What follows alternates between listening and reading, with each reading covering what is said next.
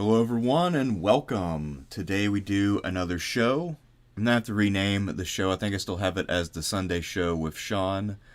I'm just gonna call it the show from now on, for lack of a better term, unless I think of something very clever within the next few days.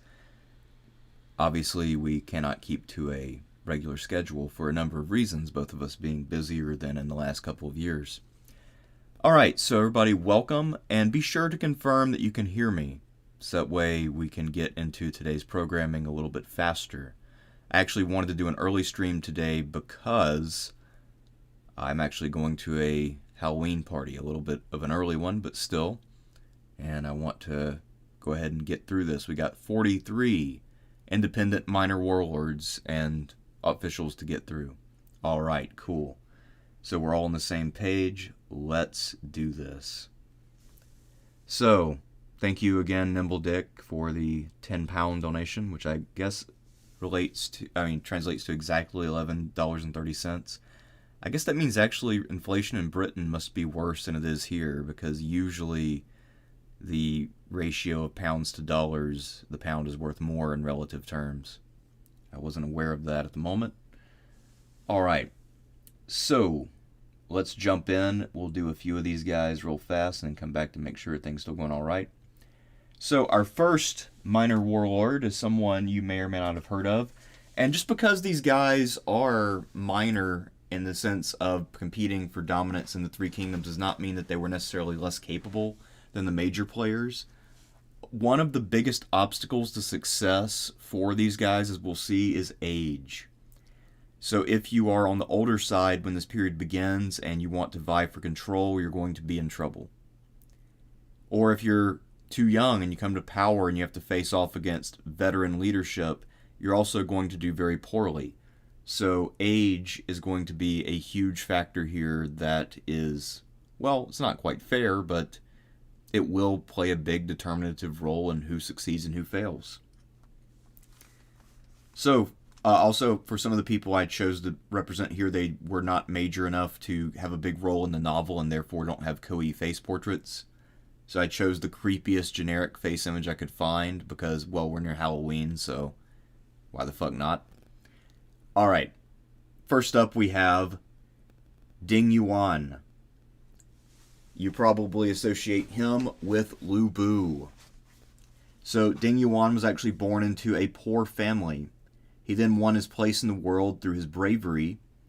He was known as a really top-notch horseman and archer, and he always was willing to face risk and came away the better for it. Now, because of that, his superiors would reward him, and he would eventually rise to be the governor of Bing province during the Yellow Turban Rebellion. They knew that he was a tough-as-nails old veteran, and that he would be willing and able to face risk and deal with the Yellow Turbans in his area.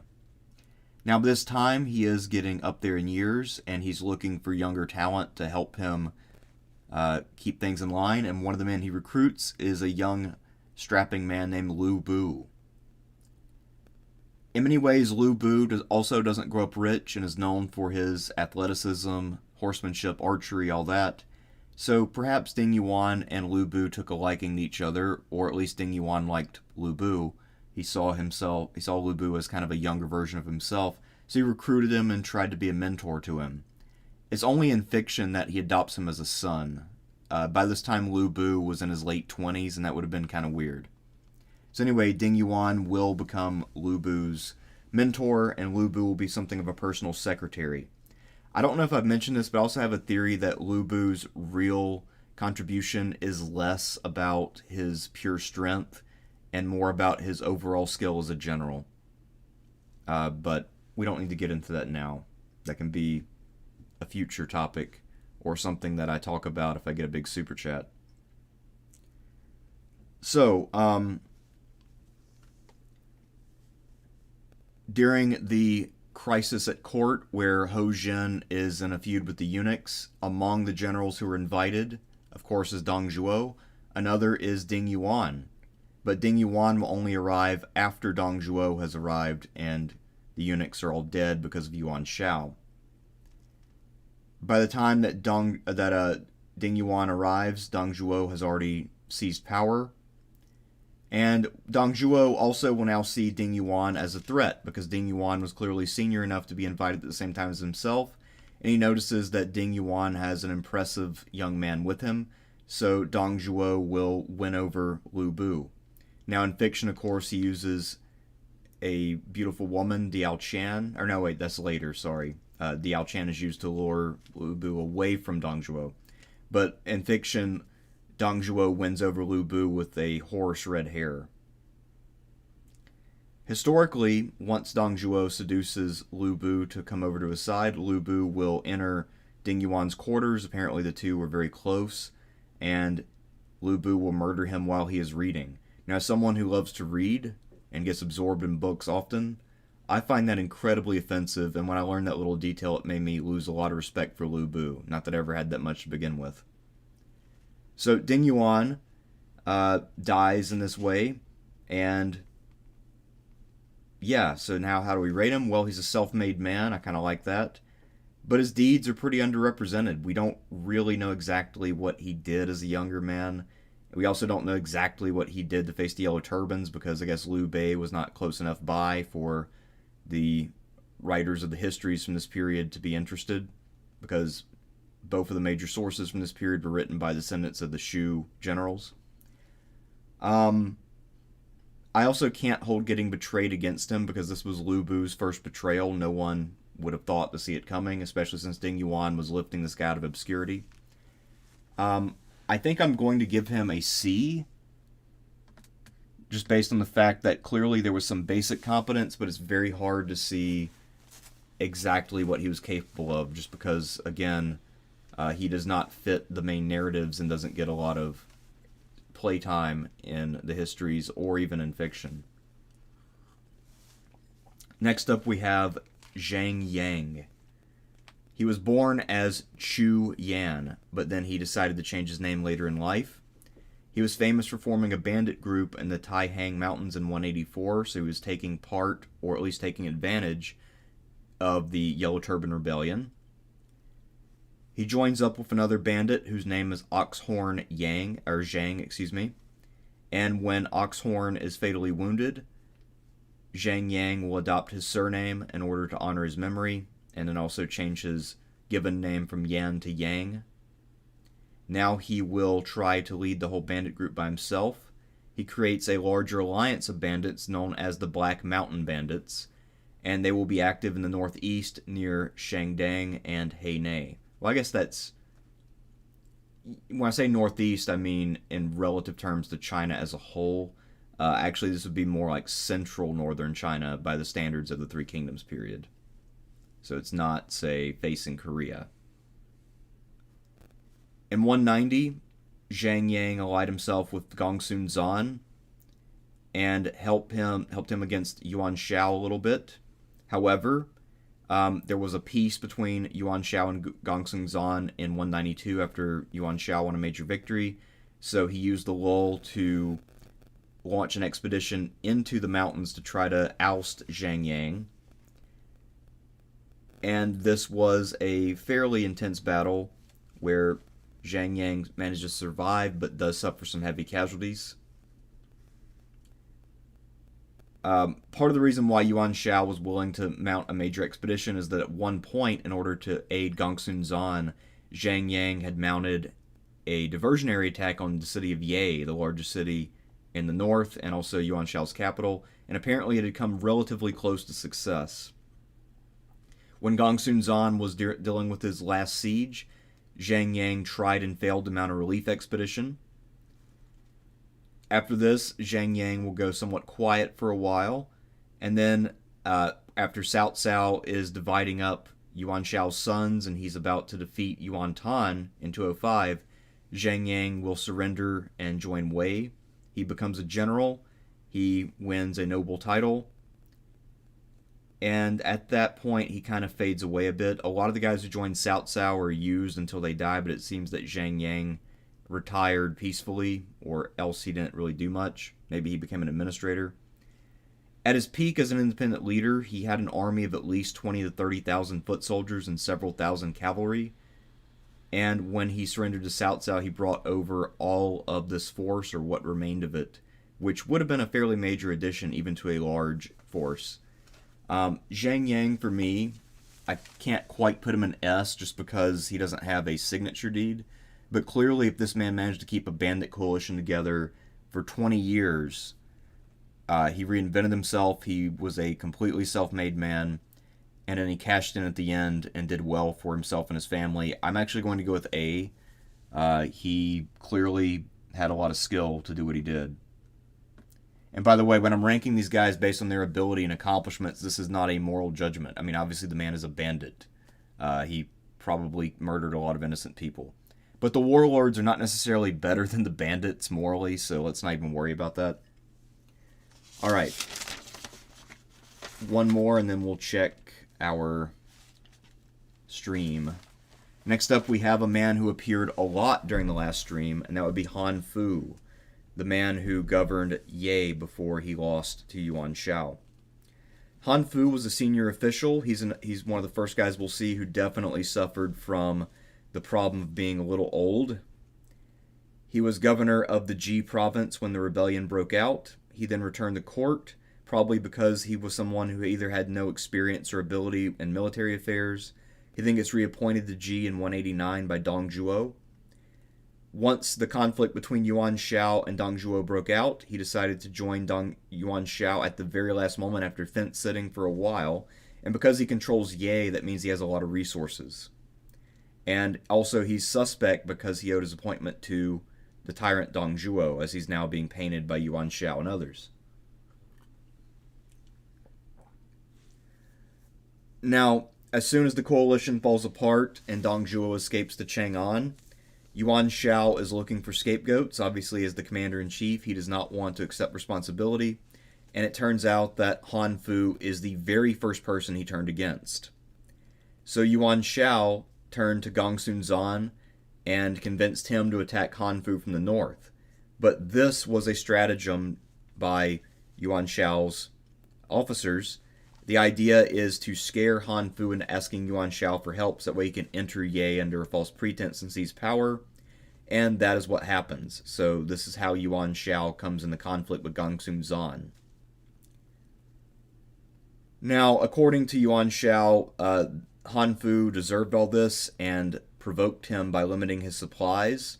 Now, if that's true, and Yuan Shao was limited because of Han Fu's deliberate mishandling of logistics during the war against Dong Zhuo, perhaps that inspired the novelist Luo Guanzhong to reattribute the story to Yuan Shu and Sun Jian, because historically there's not a lot of evidence that Yuan Shu tried to starve Sun Jian of supplies. So perhaps this was taking a story that involved Han Fu and Yuan Shao and transporting it to two other people. So after he was removed from office, when he surrendered to Yuan Shao, he was given certain promises that Yuan Shao immediately broke. And one promise that most surrendering officials have is that they will be protected from their enemies. So they'll have guards. They might even get to stay in a protected place. But Han Fu was released completely into civilian life and had no support whatsoever from Yuan Shao's government. This meant that he was a wanted man, and that some of his old enemies, and he had quite a few, wanted him dead. So one time he was out, and while he was gone, an old enemy came to his house and broke his son's legs to send him a message. After this, they decided to flee to Zhang Miao, who has a very small holding at the time. But as they're arriving there, he had a fit of paranoia, believing that Zhang Miao would betray him. And so he decided preemptively to kill himself in order to, avoid being betrayed by Zhang Miao. Again, I believe much of Han Fu's failing is that the man was getting old and also had no military experience in a period that demanded it. He also was on the receiving end of 2 betrayals from Yuan Shao, who took away his rank, and also the other betrayal that Yuan Shao made during that same transaction, of course, is that he had promised Gongsun Zan a division of the land of Han Fu, and instead took the whole thing and told Gongsun Zan to kick rocks, which then kicked off their war that lasted for several years. Han Fu is an easy F. I don't think there's really much more to discuss. I mean, this guy clearly did not have what it took to succeed in this era. Even if he had been in his prime, I don't think he'd have done that much better. But again, the guy was old, and he did not have the right skill set. And he also ran afoul of Yuan Shao, who at this time was, at least in the early 190s, he's the guy you don't mess with. All right, let's make sure everything is still going. Thank you for the donation, Chifui. And he says, first time I've made it to a stream, long-time fan. Well, I'm glad that you were able to make it today.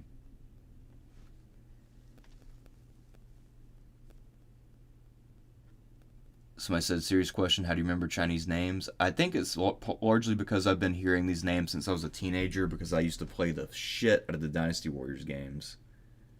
So a lot of these names are pretty familiar to me. Some of them not as much, like the next one, Zhang Rao, someone I had never heard of before I started trying to put together a list for today.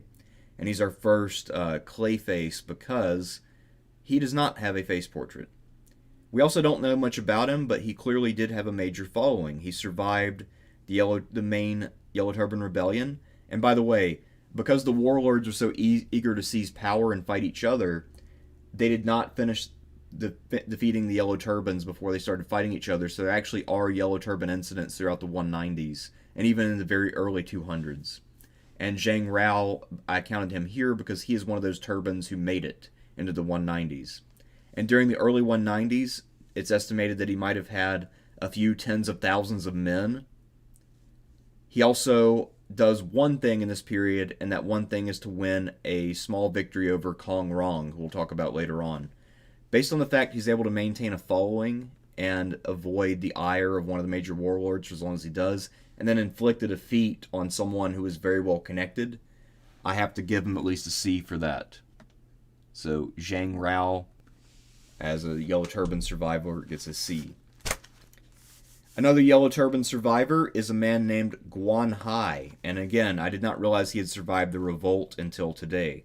So he was active in the 180s rebellion under Zhang Jui, or Zhang Jiao as he's sometimes called. And he actually has maybe a little bit more success initially than Zhang Rao. So we saw that Zhang Rao beat up Kong Rong, and that Kong Rong is militarily kind of weak. So he decides to try to capture Beihai, Kong Rong's home city, outright. So he lays siege, and then he will be defeated in 193 because a neighboring warlord, Tao Qian, decides to send his general Liu Bei with reinforcements. This will lead to Guan Hai's siege being broken up, and I think he either dies in the battle or disappears from history after this failed attempt to seize the city. Nonetheless, I actually don't hold that failure too hard against him because, again, he is a warlord without a home base trying to seize a fortified city.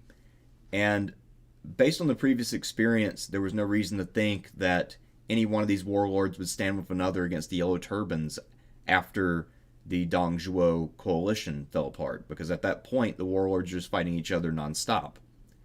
So I think Guan Hai had a solid plan that failed, and I'll give him a C for it. He also chose his target relatively well, since Kong Rong, while he did have some virtues, being a competent commander was not one of them. And now we have two more bandit princes who are gray faces because they do not have a role in the novel. First up, we have Sima Jue, Jue. In 205, he and his colleague Zhu He, who coincidentally is the next guy on the list, they struck that number of cities in the Qing province. The two of them, by the way, are the very last of the Yellow Turbans. And they are called back into prominence because at this point the Yuan brothers are at war with one another, as we discussed last time. And Yuan Shang especially is willing to work with former Yellow Turbans, or actually current Yellow Turbans, what I'm even talking about, in order to gain an advantage on Cao Cao and his older brother Yuan Tan. So now they're brought into league with Yuan Shang. They're probably paid by Liu Biao, in the south, who we'll talk about, or possibly they're even working under the aegis of Sun Quan, who is trying to sow more division in the Central Plains to keep Cao Cao away. So anyway, they are getting funded by an outside power, one of the big players. They do put up a solid fight, but in the Qing province, which is now under Cao Cao, they now have to confront some fairly important generals.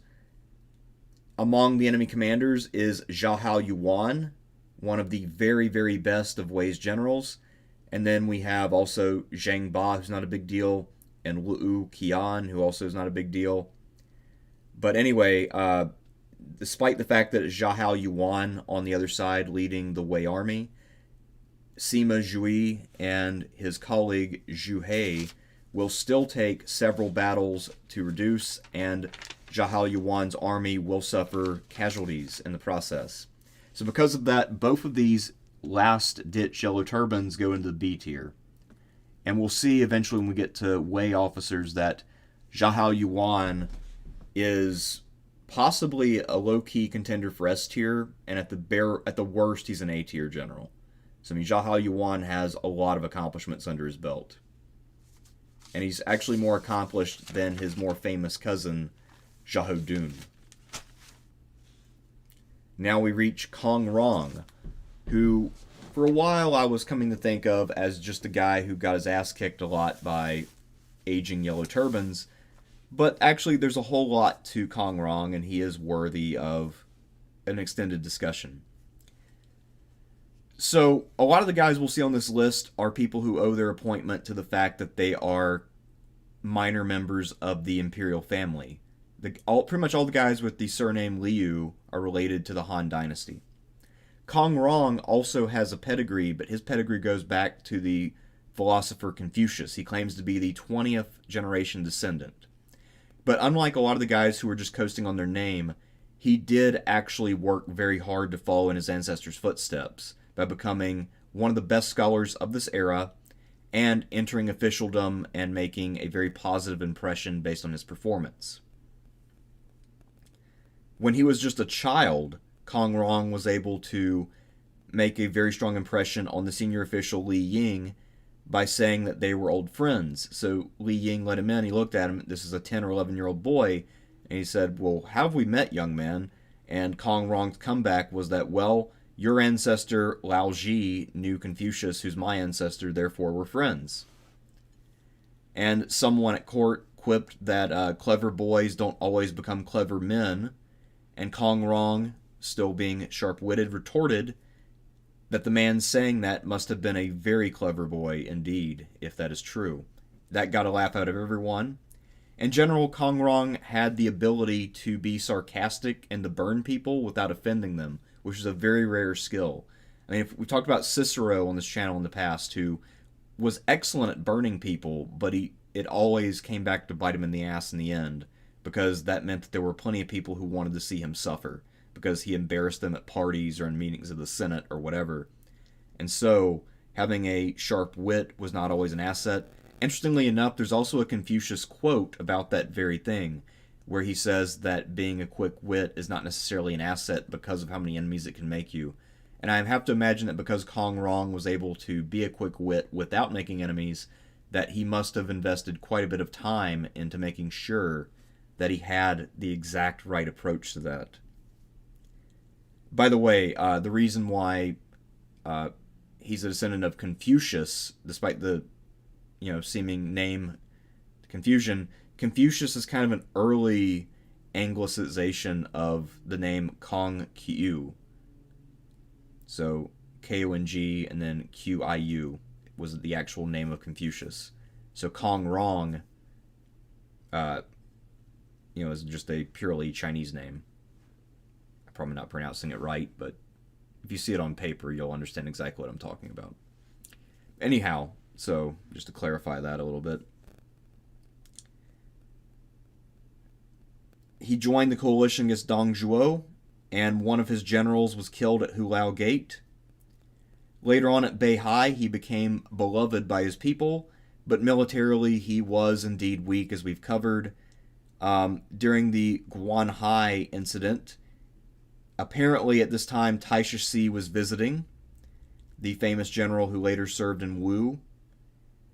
Now, Taisha Si in some of the Koei games is portrayed as one of Kong Rong's generals. That actually is not factual. I think he's also a general of Kong Rong in the novel. That also, again, is not factual. But he happened to be visiting his mother. And so Kong Rong asked him, like, hey, since you'll be able to get through the siege lines, I need you to go and summon Tao Qian to help me. So Taisha Si visited, and then that's when Tao Qian decided to send Liu Bei. Actually, wait, no, sorry. Liu Bei, at this point, was not in Tao Qian's service. He did have his own rogue army, though. So Liu Bei will save Kong Rong, and then after the battle, Kong Rong, who apparently, my guess is, distrusts Liu Bei because he can smell the ambition as it just emanates off of him. He then says, hey, Liu Bei, you should go serve Tao Qian. He could use some help in Zhou province. So that's how Liu Bei came to Zhou. So that's actually a pretty important step because that will put Liu Bei on his path to becoming an independent ruler. Had he stayed in Beihai, I have a feeling that Liu Bei would have somehow come to power and Kong Rong might have just died suddenly. Seems to happen when Liu Bei arrives. Alright, anyway. Kong Rong continues to rule. And then things will continue to go south in Zhou when Lu Bu arrives. So there's a war and Kong Rong tries to stay out of it, which he does successfully. The war between Gongsun Zan and Yuan Shao will also be a threat because they're not far away either. And in the winter of 196, after there was a short truce, Yuan Shao's son Yuan Tan raised his forces and came to Beihai, capturing the city, and this made Kong Rong homeless. He now joins Cao Cao as an officer in Zhuchang. So technically he's more of a court guy for the Han than he is a Cao Cao guy. But the division is pretty arbitrary because the emperor at this point is a mouthpiece for Cao Cao. And so Kong Rong's role will effectively be to write imperial edicts. So he is, in many ways, now Cao Cao's guy. And apparently most of the advice that he gave when he was asked, I'm not sure how often he was consulted, most of the advice he gave between 196 and 208 was solid, and Cao Cao recognized his talent and usually accepted his advice. Now, here was where they had a falling out. So Kong Rong opposed going to war against Liu Biao and wiping him out because he said that Liu Biao was someone who had a Han appointment and was therefore legitimate and could not be attacked. And also, he and Liu Bei were relatives of the Han dynasty, therefore their persons should not be attacked lightly. And after hearing all this, Cao Cao then said, as a way of warning, well, okay, I hear you, but no matter what, we're doing this, we're going to war, and whoever opposes this will be put to death. So Kong Rong kept telling people around court, this is a mistake, this is an outrage. So other officials who were backstabbers went to Cao Cao and reported this, and this caused Kong Rong to be executed. There's another idea that one of the reasons why Cao Cao decided to go after Kong Rong is that some people at court had taken to calling Kong Rong a living Confucius. So they were basically saying that he was the reincarnation of his famous ancestor, and that he was just as virtuous and great. And of course, whenever someone has a reputation that high, this will be a threat to you if you want to be the man at court. And Cao Cao did have some jealous tendencies. I mean, he was able to deal with them better than a lot of people in this period, but they were certainly there. He wanted to be he wanted to be known as the most virtuous, the best host, the best general. And so, because of this, he used his earlier promise to put Kong Rong to death. And Kong Rong's two sons also died with him. They knew about their father's execution, but they decided that because they had done nothing wrong, they had no reason to flee or fear for their lives. So when Cao Cao's men arrested them, they were calmly playing chess. rather than trying to flee the palace and take advantage of the chaos to escape. For me, Kong Rong is a fascinating figure, but he is no more than a C. I give him a lot of credit for keeping peace in Beihai and being a good administrator. I'm not counting what he did as an official for Cao Cao. He basically was about as good as you could be without having military talent, and even that deficiency could have been made up if he had had a good general. Like, say, if Taisha Si had actually lived in Beihai and been his go-to guy. Alright. We'll look at Tao Qian in a minute. Let's make sure everything is still working. Alright, cool. Alright, Tao Qian. Another man who suffers from the disability of being old at the time that all of these events are going down. Tao Qian was born in 132, which means he's already 52 years old when the Yellow Turban Rebellion breaks out. And if you look at the kind of what the death dates of most of the major figures from this period of Chinese history, most of these guys drop dead when they're in their 50s or early to mid 60s. So Tao Qian's already nearing the end of his life by the time that this period starts. And he will not get his own command until a little bit later when he gets the Zhou province. So he will take over the Zhou province during the rebellion. He'll do a good job clearing out rebels. He then goes northwest to face the Liang revolt under Zhang Wen. He will have a severe falling out with Zhang Wen, but ultimately, because he makes friends with the odd pairing of Sun Jian and Dong Zhuo, they will work together to oust Zhang Wen in favor of Dong Zhuo, and then write a bunch of letters to court saying that Zhang Wen was terrible. So Tao Qian does not get punished, even though he effectively, along with his fellow officers, betrayed their commander and got him fired, and then forcibly removed him from power through mutiny. When it came to his subsequent career, he returns to the Zhou province. He's still governor there, and he will help to capture the neighboring Yang province from the Yellow Turbans. Now, because he does not go on to have an heir who becomes one of the dynast, we don't get a lot of coverage of his actions, but clearly Tao Qian was one of the stars of the Yellow Turban Rebellion, and he did pretty well for himself. When it comes to recruiting good officers, he had a pretty mixed record at judging character and talent. So he does recruit future Wu generals, Zhang Zhao, he recruits future commanders Zhu Ji, who goes on to serve in Wu, and then he has two sons who do well. He also recruits Wang Long, who becomes a warlord in the south. We'll cover him later, and then becomes one of Cao Cao's better functionaries. And he also recruits Chen Ding, who is another standout from this area. However, at the same time, he also recruits Zhe Rong, who totally sucks. Tao Qian had a nasty side to him, just as almost all these guys did. When Zhang Zhao and Liu Fan reject his invitation to serve, he jails them and then asks them later, like, hey, what do you think now about joining me?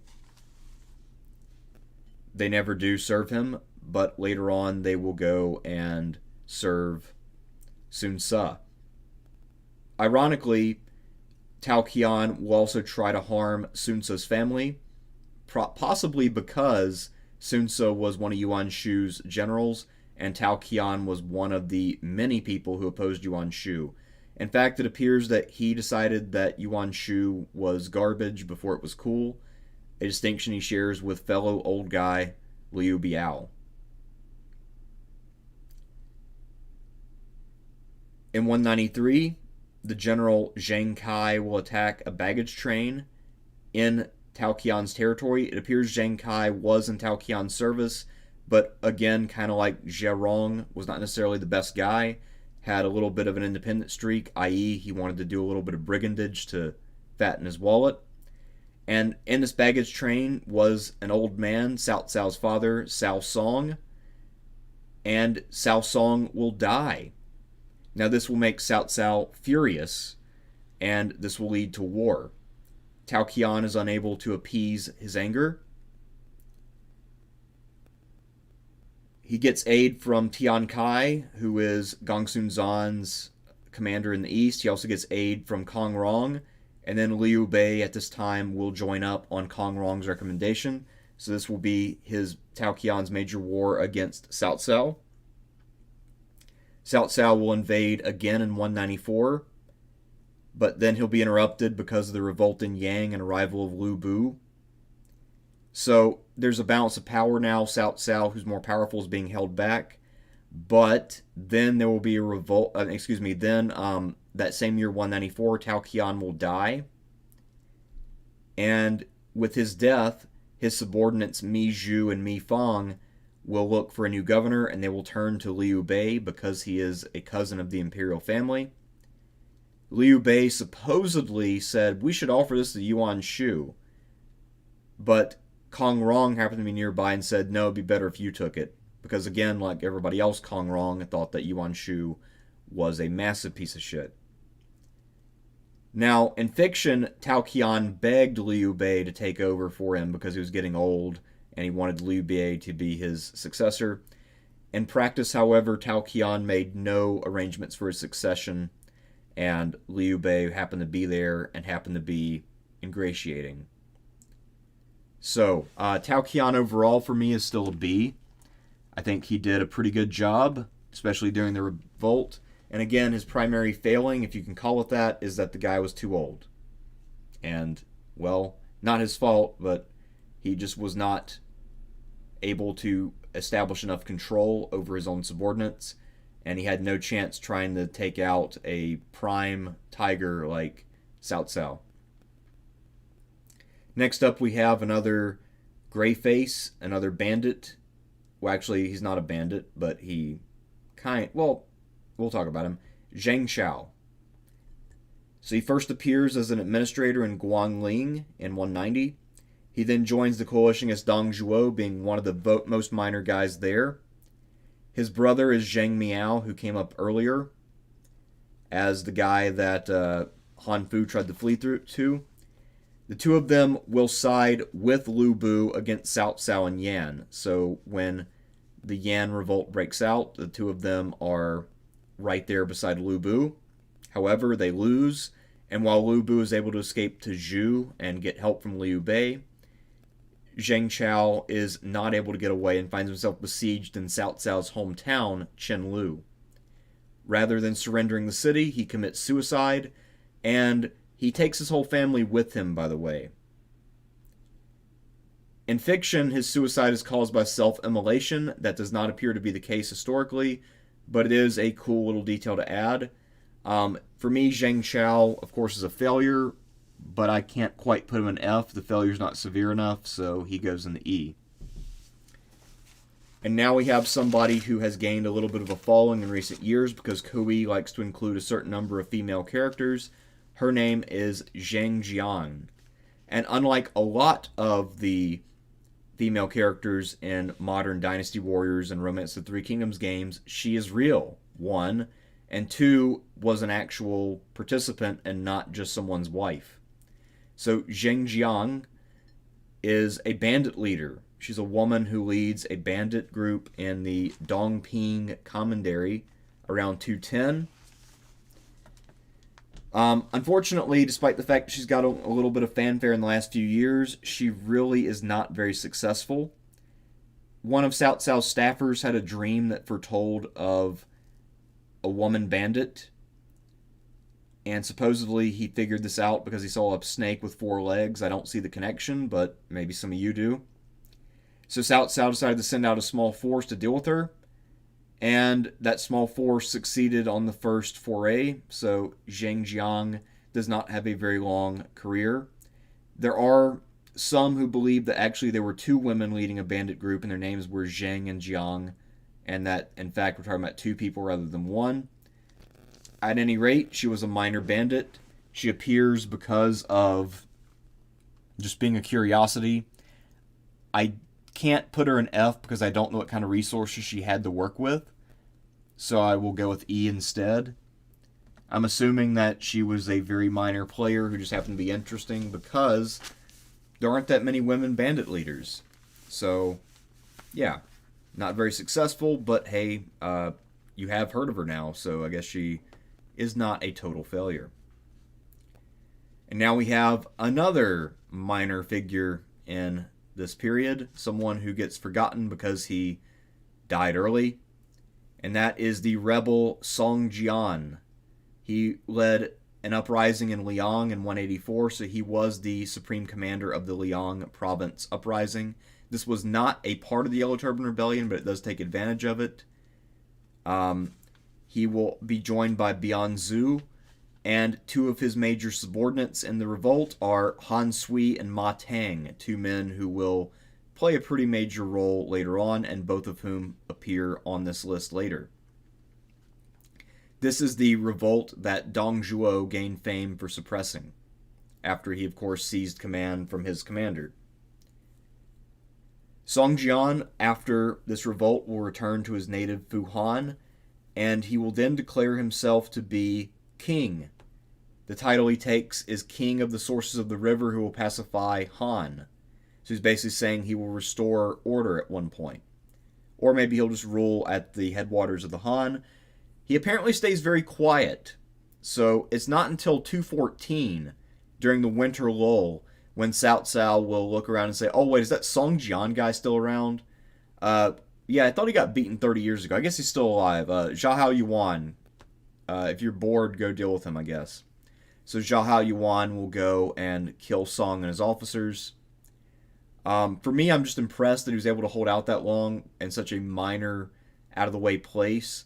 Part of it's just luck, part of it is preoccupation. But I just love the idea that he was hanging out for over 20 years not doing shit, and no one messed with him. I kind of like that.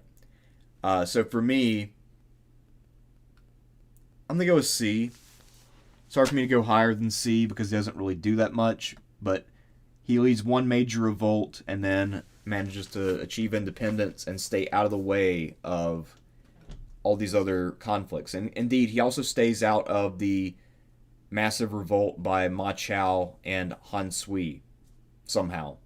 And he stays out of all the drama of Li Zhu. Actually, now that I think about it, he's going up to B. Because he keeps himself out of a lot of bullshit that otherwise other people would have gotten sucked into. So there's a certain wisdom to Song Jian. Alright. Next up we have probably, or at least arguably, the most important figure on the list in terms of impact. Well, actually, I'm going to take that back. I think there are two people who could possibly beat him out for that honor. But in terms of affecting the power struggle, I think he certainly is the most powerful person on the list, and that would be Gongsun Zan. Now, Gongsun Zan was a classmate of Liu Bei, far more successful early on because he came from a wealthier family, and he will do quite a bit to promote his old classmate. He gets early fame because his family lives on the frontier. He fights against the Qiangs, and he will develop an elite cavalry unit. He will be known as an elite horse commander. His unit will be called the White Horses or something like that because he knew that white horses were sacred to the Qiang, so he tried to create an elite unit of all white horses. This, of course, is very impressive looking and made an impression throughout all of China. As far as his person is concerned, Gongsun Zan was impressive looking. He had a booming voice, and at the beginning of the Yellow Turban Rebellion, he was recruited by Ho Zhen to crush rebels in the north. So, much like a lot of the guys who went on to great success, he was in his late 20s or early 30s when the war broke out. He had been physically active his entire life, fighting the Qiang, so he is very well equipped to respond to the challenge, gain fame, and then build up a following that he had the physical ability to lead to greater things. So once again, age here matters for a lot. Liu Bei fought under Gongsun Zan in the Yellow Turban Rebellion along with his oath brothers. How much they actually contributed is anyone's guess. And also during the Dong Zhuo campaign, Liu Bei and his brothers are still in the service of Gongsun Zan. So a lot of times if you play the Koei games, Liu Bei is presented as an independent warlord. That is not the case. He was actually a subordinate of Gongsun Zan that entire time. Now, Another major follower that he has is Zhao Yun. But we don't know exactly what Zhao Yun does for him, aside from, I think on one occasion, there's a reliable testimony that Zhao Yun killed someone in a duel. But for the most part, Zhao Yun will come into his own later on, serving under Liu Bei. So, he got played by Yuan Shao. He invaded Han Fu's lands, thinking he's going to get half of them. He got nothing. So that creates a rivalry between himself and Yuan Shao. They will have 8 years of intermittent warfare before, of course, he eventually loses. Gongsun Zan will lead the main front in the west against Yuan Shao in person. He'll entrust his flank to Tian Kai. It's worth noting that, for the most part, Gongsun Zan does most of his commanding and dirty work on his own, so he's not like a lot of other warlords who entrust things to their generals.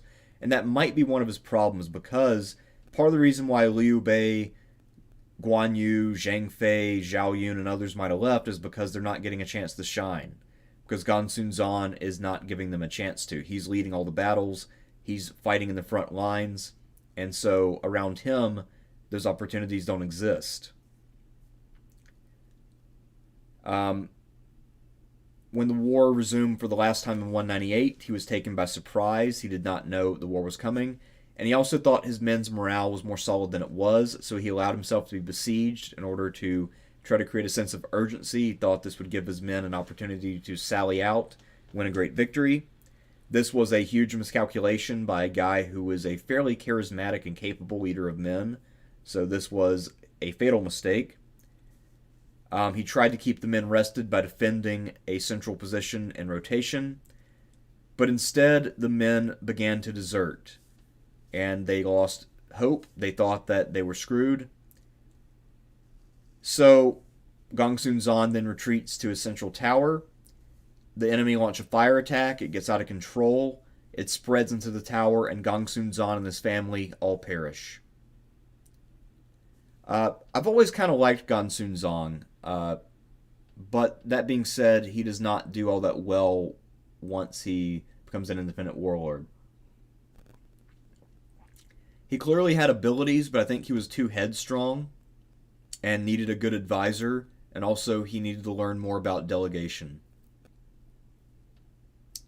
I'm going to put him in the C category, which kind of hurts to put him below Tao Qian, but I think Tao Qian did more with what he had than Gongsun Zan. Let's talk briefly about Gongsun Zan's younger brother, Gongsun Yui. Now, historically, he is the younger second cousin, not the brother. In fiction, he's a brother.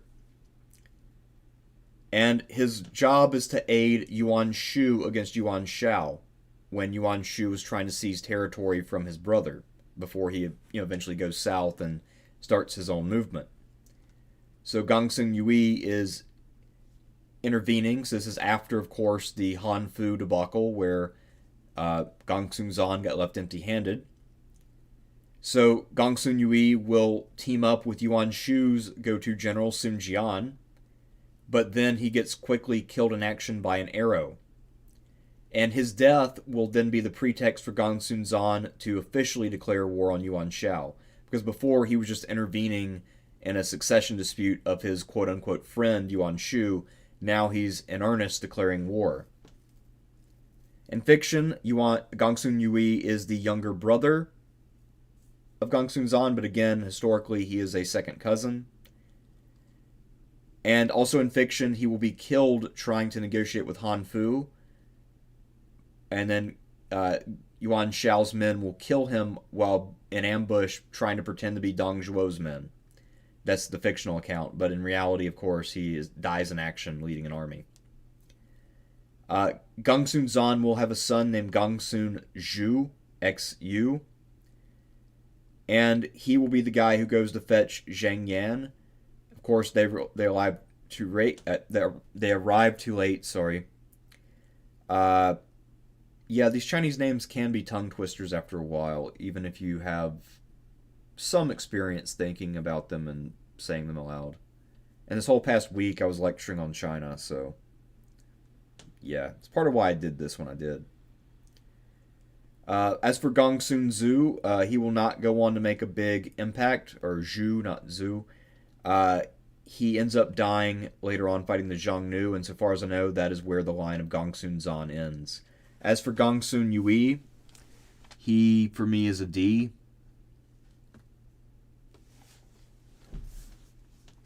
He does his job and dies very early on. Showed no great ability, so far as I know. But also just dying on your first mission, that's not great. Next up, we have Gong Sun Zan's other great subordinate, Tian Kai, who will end up being his most important subordinate. Now, you might think if you have Liu Bei, Guan Yu, Zhang Fei, and Zhao Yun on your team, one of those guys will be the go-to. But again, all of them were still relatively junior-ish and unproven, especially Zhao Yun. And so, Tian Kai will be the go-to guy for Gong Sun Zan as his area commander. And Tian Kai, to his credit, was loyal. He did try to intervene in ways that would help Gong Sun Zan's cause, so he will aid, say, Kong Rong at times, and also aid Tao Qian in order to avoid letting Cao Cao run away with the Zhu province. His main opponent, Tian Kai, was Yuan Tan, the eldest son of Yuan Shao. And he is eventually defeated by Yuan Tan, which will weaken Gong Sun Zan's standing quite a bit. At one point, of course, he also... I already mentioned that, never mind. Tian Kai will remain in service after his failure in the east against Yuan Tan, and in fact, he will die in action when he is killed at the Battle of Yijing, the decisive battle that ended Gong Sun Zan's hopes. I do give Tian Kai props for remaining loyal to the soil and serving Gong Sun Zan without betraying him. That being said, his career was mostly one of failure. I don't think this guy is flamingly incompetent by any means, but clearly he was not able to deliver the results that his master hoped for. I will also put him in the D tier.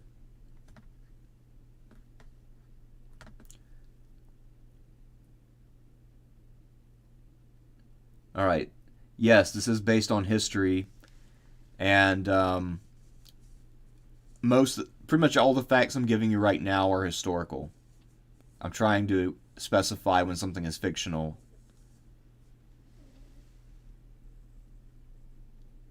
So I'm trying to stick with the history here as much as possible. Alright, next up we have Lu Kang, who is someone I actually had not heard of until I did the research for this particular stream. Lu Kang is another one of the figures who were in power in the Wu Commandery, or the general area to the south of the Yangtze River. He was born in 126, so once again he suffers from the problem of being old at the time when the land is up for grabs. His father and grandfather were both very famous men. His grandfather was placed under permanent house arrest by Emperor Ming, and then his father, who was famous for his virtue, despite being invited to the Han court many times, always declined, because he thought that the court was degenerate. Well, the court became even more degenerate later on, and yet Lu Kang joined it anyway. By the time that Lu Kang will be called upon to bring order to a divided land, he will have long experience in the Wu area and a very distinguished career. He began his career as a governor around the 160s or 170s. That would be when he was in his 30s or 40s. He improved labor relations. He ended crime near Hebei. Later on in 178, he went to Wuling and Guiyang and did well in both of those areas. Those are two of the commanderies in southern Jing. We'll talk about the guys who commanded them famously in 208. He opposed Emperor Ling's tax hike because Emperor Ling wanted to pay for bronze statues. And for opposing this unnecessary expenditure, he was arrested and dismissed, but then rehired not long after.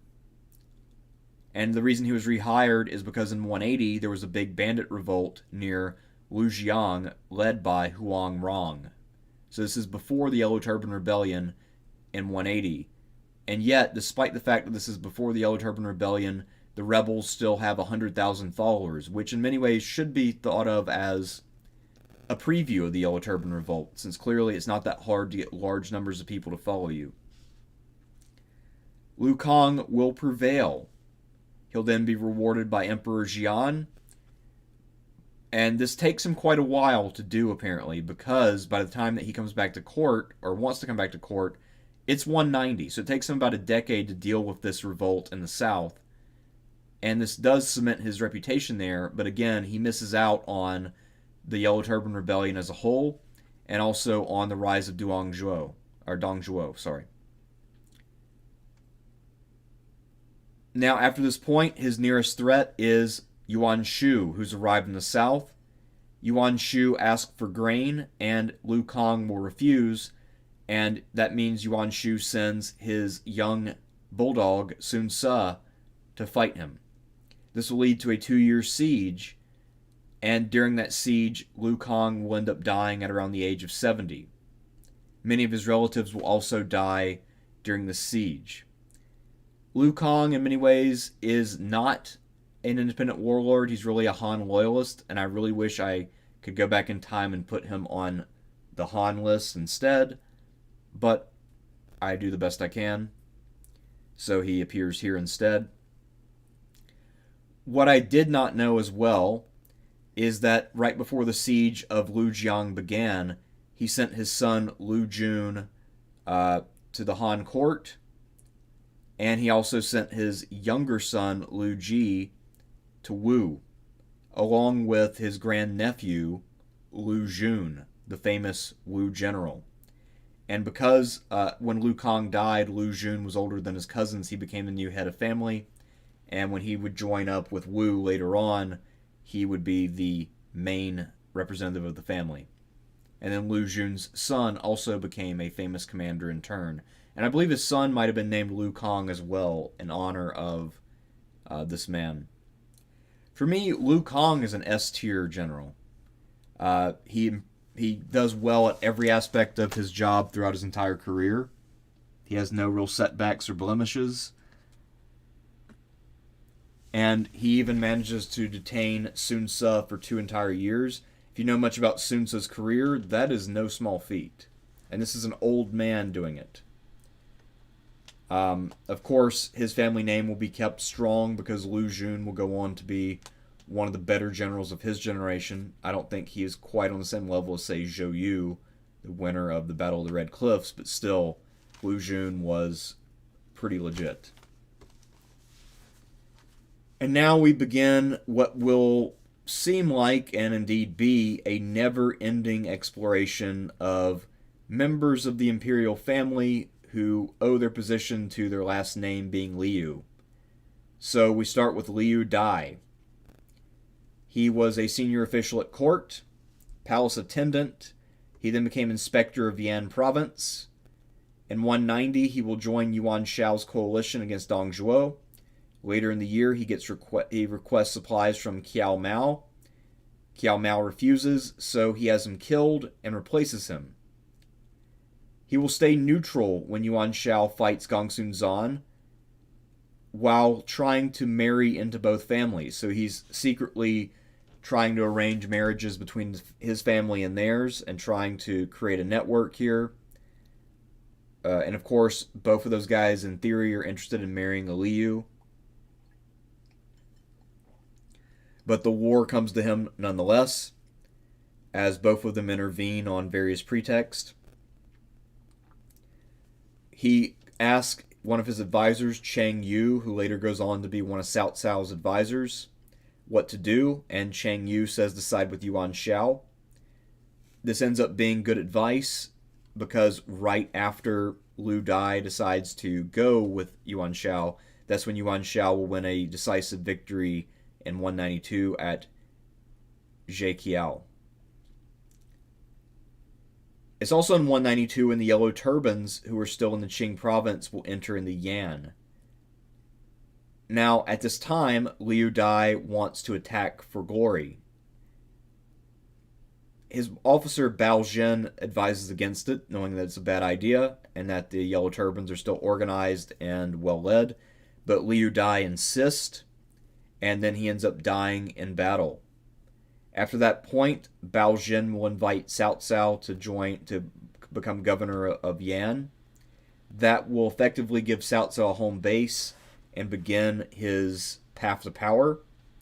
This also means that Yan is seen as vulnerable because Cao Cao has only held it for a short period of time, and this will be what inspires Lu Bu to enter and the people we mentioned earlier to revolt. As for Liu Dai himself, he's an E. He is a pretty bad failure, but we will see worse, I promise you. Next up, we have Liu Dai's younger brother, Liu Yao, who is often in the Koei games put in as Liu Yang, but that is incorrect. Liu Yang is more correctly the name of Liu Bei's second son. So Liu Yao is someone who will become the overall administrator of the Yang province. So he has a lot of power at one point. His early career was very distinguished, by the way, probably more so than his older brother. Early in his career, he and his dad will put down bandits. At the time, Liu Yao will be merely 19 years old, so it's a very good introduction for him. And he goes on to have quite a bit of success until he faces Sun Ce. Early on, he will be one of the first to fear Yuan Shu. And even though in theory he can issue commands to Yuan Shu when Yuan Shu first arrived in the province, he does not because he doesn't want to provoke him, so he is marshaling his strength, preparing for battle. Eventually he does face Yuan Shu, and he will manage to inflict a defeat on Yuan Shu's generals Wu Jing and Sun Bin. Sun Bin, by the way, is Sun Ce's uncle and the younger brother of Sun Jian. So that's all going well, but then Yuan Shu decides to turn to the young Sun Ce as commander. Sun Ce will then be able to push Liu Yao back. Liu Yao will have a general named Zerong, someone who originally got a start because of Tao Qian. But Zerong will then be defeated trying to hold the Yangtze River line, so he will die in action. And rather than negotiate at that point, Liu Yao takes on kind of a fatalistic attitude. He declares himself to be the Grand Administrator of Danyang, and soon after will die of illness. For me, Liu Yao is a clear E. I can't quite give him an F because he did have some early successes. And again, he was doing just fine until he was faced with Sun Ce. Well, actually, I think I might bump him up to a D, now I think about it. Because he does defeat Yuan Shu's initial force. So that's something. It's certainly more than his brother accomplished. His brother, the vacillating weakling. Alright, next up we have Yan Baiyu. We don't know this man's actual name. Yan Baiyu, or at least the Baiyu part of it, is actually a nickname which means White Tiger. So this is White Tiger Yan. And we think he got that name through his physical prowess, or possibly because he was very pale-skinned, most likely physical prowess, I'd guess. He is someone who has links by blood and some other means, possibly marriage, to the Shan Yui tribes. It's worth mentioning that a lot of southeast China at this point is occupied by the Shan Yui and Min Yui, who are much more closely related to the modern Vietnamese than to modern Chinese people. And so Yan Baiyu is someone who probably has a foot in both camps, so he's probably half Chinese, half Min Yui. And he will enter into the power struggles in this province. He will be bribed by Liu Yao to help against Yuan Shu. At this time, he will create a coalition of bandits, local officials, and he will also ally himself with Wang Long, who will handle his logistics.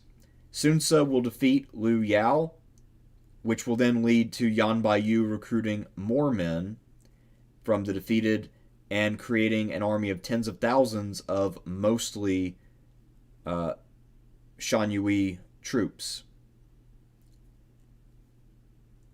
However, despite the fact that Yan Baiyu tried to keep his alliance and relationship with Wang Long on the DL, news got out. Sun Ce found out where the supplies were coming from, and Yan Baiyu's army, which was on rugged terrain, then found that its supply line was completely cut because Sun Ce launched a surprise attack at Wang Long's home city, captured it, and therefore Yan Baiyu's army was defeated without a fight.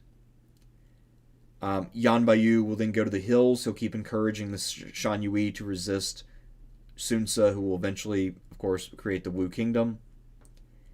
Most likely he dies around the same time as Sun Ce, around 200 of unknown causes. Yan Baiyu is a difficult one to rate. The failure in this campaign was clearly that of Wang Long. For me, Yan Baiyu, because of his ability to put together a coalition and then, form a secret alliance, which is pretty clever, I think that's worth a C. Can't really see going much higher. It should be at the end here since he came later. And then we get to Wang Long. So Wang Long was someone who was known for being very knowledgeable about the Chinese classics. So he made a name for himself as a scholar. He was born as Wang Yan, but changed his name later on in life for unknown reasons. He first became famous for convincing Tao Qian to swear his fealty to Emperor Xian when Xian first came to power. And for that, he was rewarded with Kauai Ji in the south. He apparently became a pretty influential governor in the south. He will ban all worship of the first emperor, Chen Shi Huang, on the grounds that Chen Shi Huang may have been great, but he was not good. That is to say, he was not moral. He forms a secret alliance with Yan Baiyu and the Shan Yui. Most of that was encouraged by Liu Yao's rapid fall and Wang Long's fear of Sun Ce, which seems to have been pretty deep and genuine. So, after this, he will move deeper into the territory, but then Sun Ce's general He Qi will chase him down and crush that. He'll then try to go deeper into the Jiao province, which is at this point effectively Vietnam, and raise more troops, but at that point he's caught by Sun Ce, and Wang Long, among his other talents, was a very persuasive speaker, so he talked his way out of it and convinced Sun Ce that he could be trusted, so he surrendered without incident. At that point, Sun Ce spared him, but Wang Long decided to retire rather than to enter Sun Ce's service, despite the fact that he was still pretty young at the time. Later on, though, he gets an invite from Cao Cao, and he especially hears from Kong Rong, who at that time praised Cao Cao and said that life at court for scholars was great. So Wang Long is attracted to Zhuchang, the new capital being created by Cao Cao. And here he will become kind of the official writer of decrees, or one of them. He will also be promoted by Cao Cao, Cao Pi, and Cao Rui. So all three generations of the Cao rulers will lean heavily on Wang Long. So if we're rating him as a Wei officer, his rating would be decent, but we're mostly rating him on independent command. And he doesn't do that well in that capacity. He also writes several books, by the way. I don't know if any of them have survived, but apparently all of them were pretty well regarded at the time, and he was thought of as being a top-notch scholar, much like Kong Rong. He will end up dying in 228, but not before he arranged a marriage with the Sima family. And because of that, he will go on to be the great-grandfather of Sima Yan, the grandson of Sima Yi, who becomes the founder of the Zhen dynasty. So Wang Long is a very clever man. He does very well at court, but as an independent warlord, he's not that talented, although he does have some persistence to him. Because he loses his home base in a surprise attack, I'm leaning to F, but I think I'm going to be lenient and go E, just because clearly this man was not an idiot. He just happened to make one massive mistake.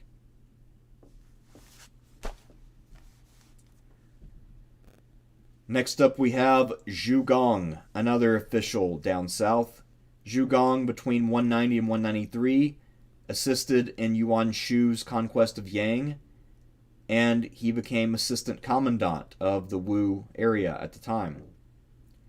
At one point, he defeated the brothers Zhou Ang, Zhou Jin, and Zhou Yu, not to be confused with the famous Wu general Zhou Yu, and he killed Zhou Yu in combat. His commandant was the ailing Xing Jian, who resigned in 194 in his favor, and rather than being grateful, he instead tried to kill his predecessor immediately upon taking office. At that point, a man named Gao Dai hid Shang in the house of a respected man named Zhu Zhao, who's our next guy. So Zhu Gong, in order to get back at Gao Dai, arrested his mother. So this is someone who can be petty and vindictive, and of course that's never a good start. When Sun Ce invades, he will quickly win, partly because Zhu Gong has sown discord in his own land and created some chaos. Zhu Gong will flee to Yan Baiyu, then the two of them will flee once again to Zhu Zhao, and that will spare their lives, because Sun Ce respected Zhu Zhao and would not kill anyone that he would take in as a refugee.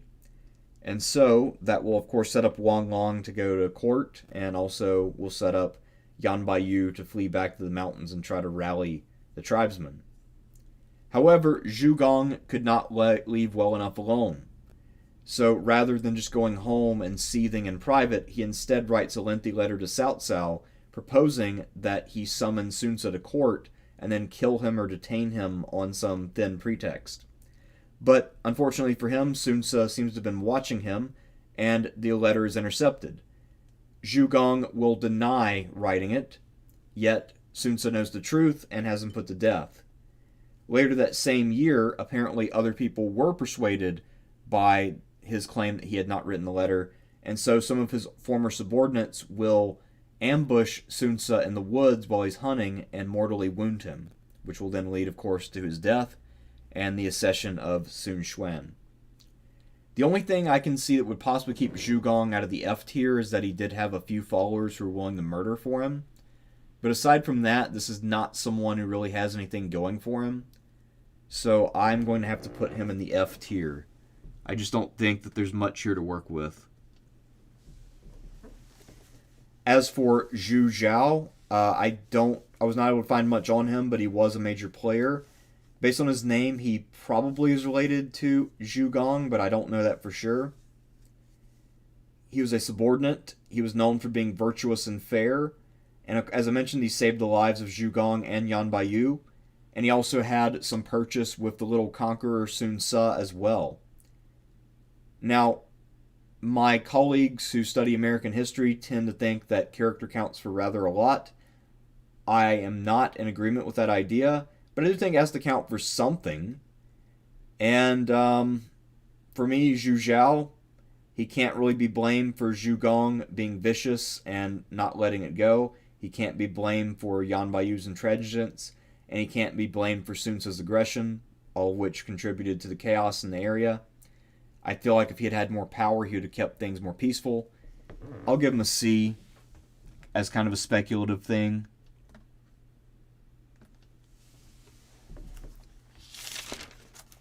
Clearly, he was able to gain respect from multiple quarters, which is something you cannot say of a lot of these guys. Okay, we didn't get the full list, apparently. Once again, tier list ranker fucked me over. So we'll have to reload in a minute to find the people we're looking for.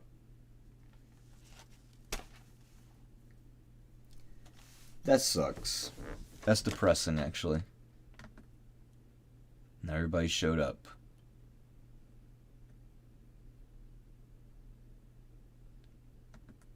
All right.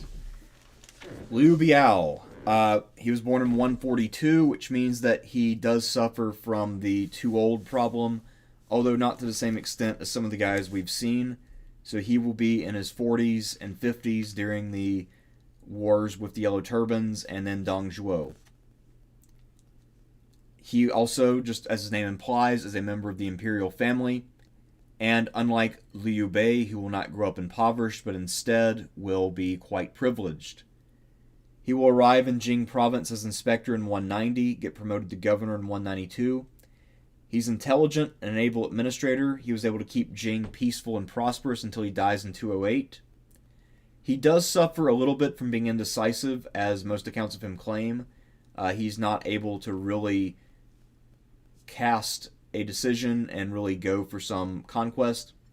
However, there actually is kind of a good reason for that, and it's because if you look at his province, the Jing province, it is surrounded by potential foes. He also has to worry about constant aggression from the Sun family, because at one point, Sun Jian is killed in battle against his general Huang Zu. And that means that Sun Ce and Sun Xuan will have an obsession with fighting Huang Zu, who holds the eastern frontier for Liu Biao. So he always has to worry about a breakthrough by the Suns, which might undermine his territory, and that makes him perhaps more cautious than he should be. One strategy might be to attack the Suns in force and try to eliminate them once and for all, but he doesn't seem to really do that. Things started, the war started, because he will early on become an opponent of Yuan Shu before it was cool. I think he's probably the original hater of Yuan Shu, and might have predicted that Yuan Shu called himself emperor. He will talk with Yuan Shao, and the two of them will discuss potential cooperation. It will not really come about, though. And again, a lot of that is because Liu Biao is afraid to move because of potential Wu aggression. For the most part, he does keep a pretty good handle on things. He courts a reasonably talented officer corps. But in the end, as age starts to creep up on him in the last few years of his life, he will lose his grip, and the court will grow out of control. The family of his second wife, Lady Kai, will especially become influential, and they will start to sow divisions between Liu Biao's two sons. For his part, Liu Biao will play favorites with his younger son, and that will alienate his older son, and later lead to some serious issues. So, under Liu Biao, Jing will be very prosperous up until 208, and then after it will be a constant battlefield until 280. So I think it's safe to say that the people of Jing most likely either did or at least should have very much missed Liu Biao. One interesting thing about him is that although in fiction he's portrayed as being a good friend of Liu Bei, his distant cousin, in reality he was very cautious of Liu Bei. I mean, the ambition was resonating off of Liu Bei, meaning that everybody could see it. So Liu Biao is eager to keep him at arm's length. That's why he stations him up at Zhenyi, which is a minor post. So basically, Liu Bei is up there as a meat shield. Many of Liu Biao's subordinates will go on to die in action, especially in the events around 208 when they kind of abortively try to resist Cao Cao.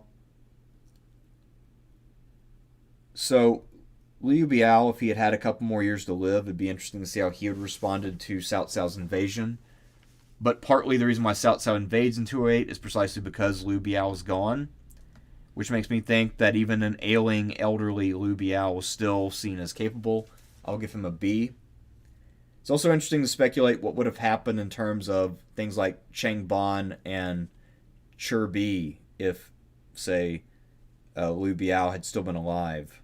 Because I can't imagine things going anywhere near the same way, with a strong ruler keeping his troops in check. Now we'll talk about Liu Biao's eldest son and spurned heir, Liu Qi. So we've already seen what happens when you turn against an elder son in favor of a younger son when we look at what happened to the Yuans in the north. And it leads to civil war. So Liu Qi is Liu Biao's eldest son. He lost out on the succession due to court politics, specifically the actions of the Kai family, Lady Kai and Kai Mao being the worst offenders. He will be he's aware that his younger brother is going to get power. Whether he was told this directly or whether he just knew it is not clear. But at one point, he's trying to seek out Liu Bei's commander, Zhuge Liang, to get advice, because Zhuge Liang is wise. And so he invites him for tea, and then he has a ladder kicked out so that way they can't get down. And he says, all right, now that I got you to myself and no one's listening, what should I do? And Zhuge Liang tells him to build up a power base and prepare to fight for his birthright. So in early 208, that opportunity emerges because Huangzu is finally killed in action against Wu, and Liu Qi seeks and gets the command to replace him. So he now goes north to take the command. That gives him a power base. Soon thereafter, his father will fall fatally ill, and he has refused entry into Xiangyang to visit his dad one last time. And his brother is now declared to be the new ruler of Jing. Liu Qi probably was considering a march on the capital, but it's right at that moment that Cao Cao appears threatening an invasion. So Liu Qi lays aside his grievance for the time being. However, a lot of his younger brother's advisors are still adamantly opposed to him and want to surrender to Cao Cao. And so, after his brother surrenders, Liu Qi will then try to make his own way south to safety. He will have 10,000 men and some ships, so he will aid Liu Bei in their escape from Cao Cao's pursuit. The two of them get to the south side of the Yangtze and then take part in the Battle of Chirbi. Liu Qi's role in that campaign is pretty much unknown, but it is understood that he was there and that he had ships. So presumably he did help a little bit, but it's mostly a Wu operation.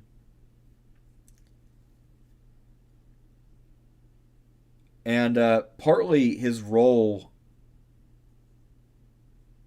will be unclear. His role at Chibi, will be unclear because he doesn't live long after the battle, and he doesn't really leave much of a legacy. So, after Cao Cao is defeated, he goes to his allies Sun Xuan by this point and Liu Bei, and he says he wants to be Inspector of Jing, so he takes that title. But before 208 is done, or maybe very early 209, so just a few months, he then dies. And that will then leave the province open to the next claimant in line, Liu Bei. And Liu Bei will go on to conquer most of Jing. It's worth noting, initially, Liu Qi was his father's favorite because the two of them look alike.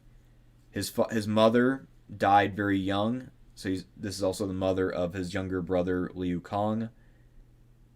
He was defamed in front of the by the Kai family in front of his father, which is what damaged the relationship. And he also, as I mentioned, was refused entry to the capital to see his dad before he died. For me, Liu Qi is a solid B. Now, he doesn't actually achieve all that much, but if you look at the circumstances against him, he makes some pretty wise decisions, and he succeeds at the things he sets out to do. So, he got an independent power base. He then was able to retreat away from Cao Cao and rescue some of the forces of the Liu family from Cao Cao. He then fights at Chirbi, which was a great victory, and then claims his title afterwards. So, had he lived longer, this might have really stifled Liu Bei's career. And now we'll talk about his younger brother, Liu Kong, or as he is occasionally put into games, Liu Zhang with a Z. Effectively, Liu Kong was a political puppet of the Kai family, and it's worth mentioning that although he does some things against his older brother, he's not necessarily vicious. He was more a young man who was the victim of bad advice. When Cao Cao invaded in 208, Liu Kong wanted to fight, but his advisors were universally against it, and after a long debate, they wore him down and dissuaded him from acting. At that point, he will be appointed as the Inspector of Qing, So he'll move north, he'll get a noble title, and later on he'll be promoted again, but there's no real service that we know of. So he doesn't really have a lot of a career, but he does have an official place. It just doesn't really get him anywhere. Fictionally, Liu Kang is actually murdered by Cao Cao, but part of that is because the novelist wants to make Cao Cao into the ultimate villain. But historically, Cao Cao spares him and he continues to serve for a number of years. For me, Liu Kang is an easy F. And that's not entirely his fault. Again, he was young and inexperienced, but he did not do very well for himself.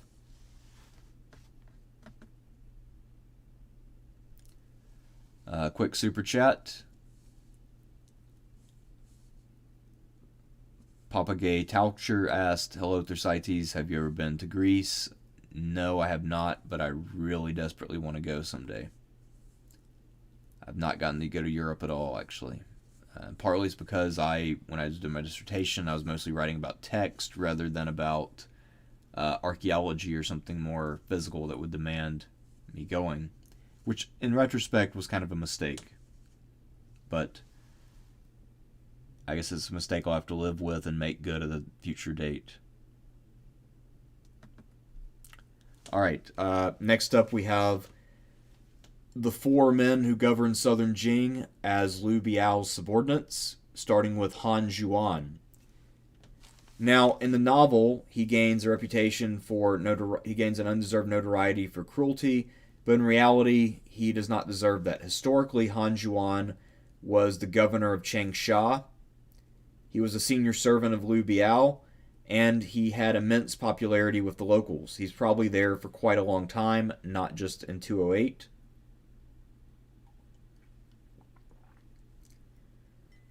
And like most of the other governors in the south, because he has his own area of rule, he does not get involved in the Liu Qi-Liu Kang civil war.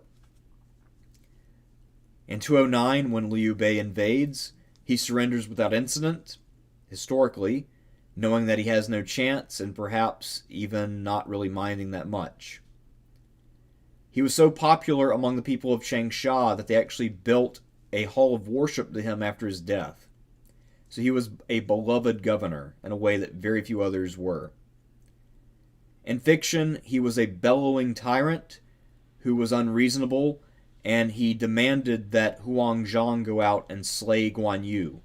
And he said that if the general didn't do it, he'd take his life, and that led another general, Wei Yan, who in the novel magically transported from Zhangyang, the last time we saw him, to being in Han Zhuan's army, and then he murders him and surrenders the city. But anyway, the historical Han Zhuan is an A, even if his fictional counterpart is clearly an F. So I'm putting Han Zhuan as an A. Just because of how popular he was and how he did not put his people through an unnecessary and unproductive war. Next up, we have the commander of the Guiyang commentary, Zhao Fan. Most likely he was not in office very long, and he was not very old.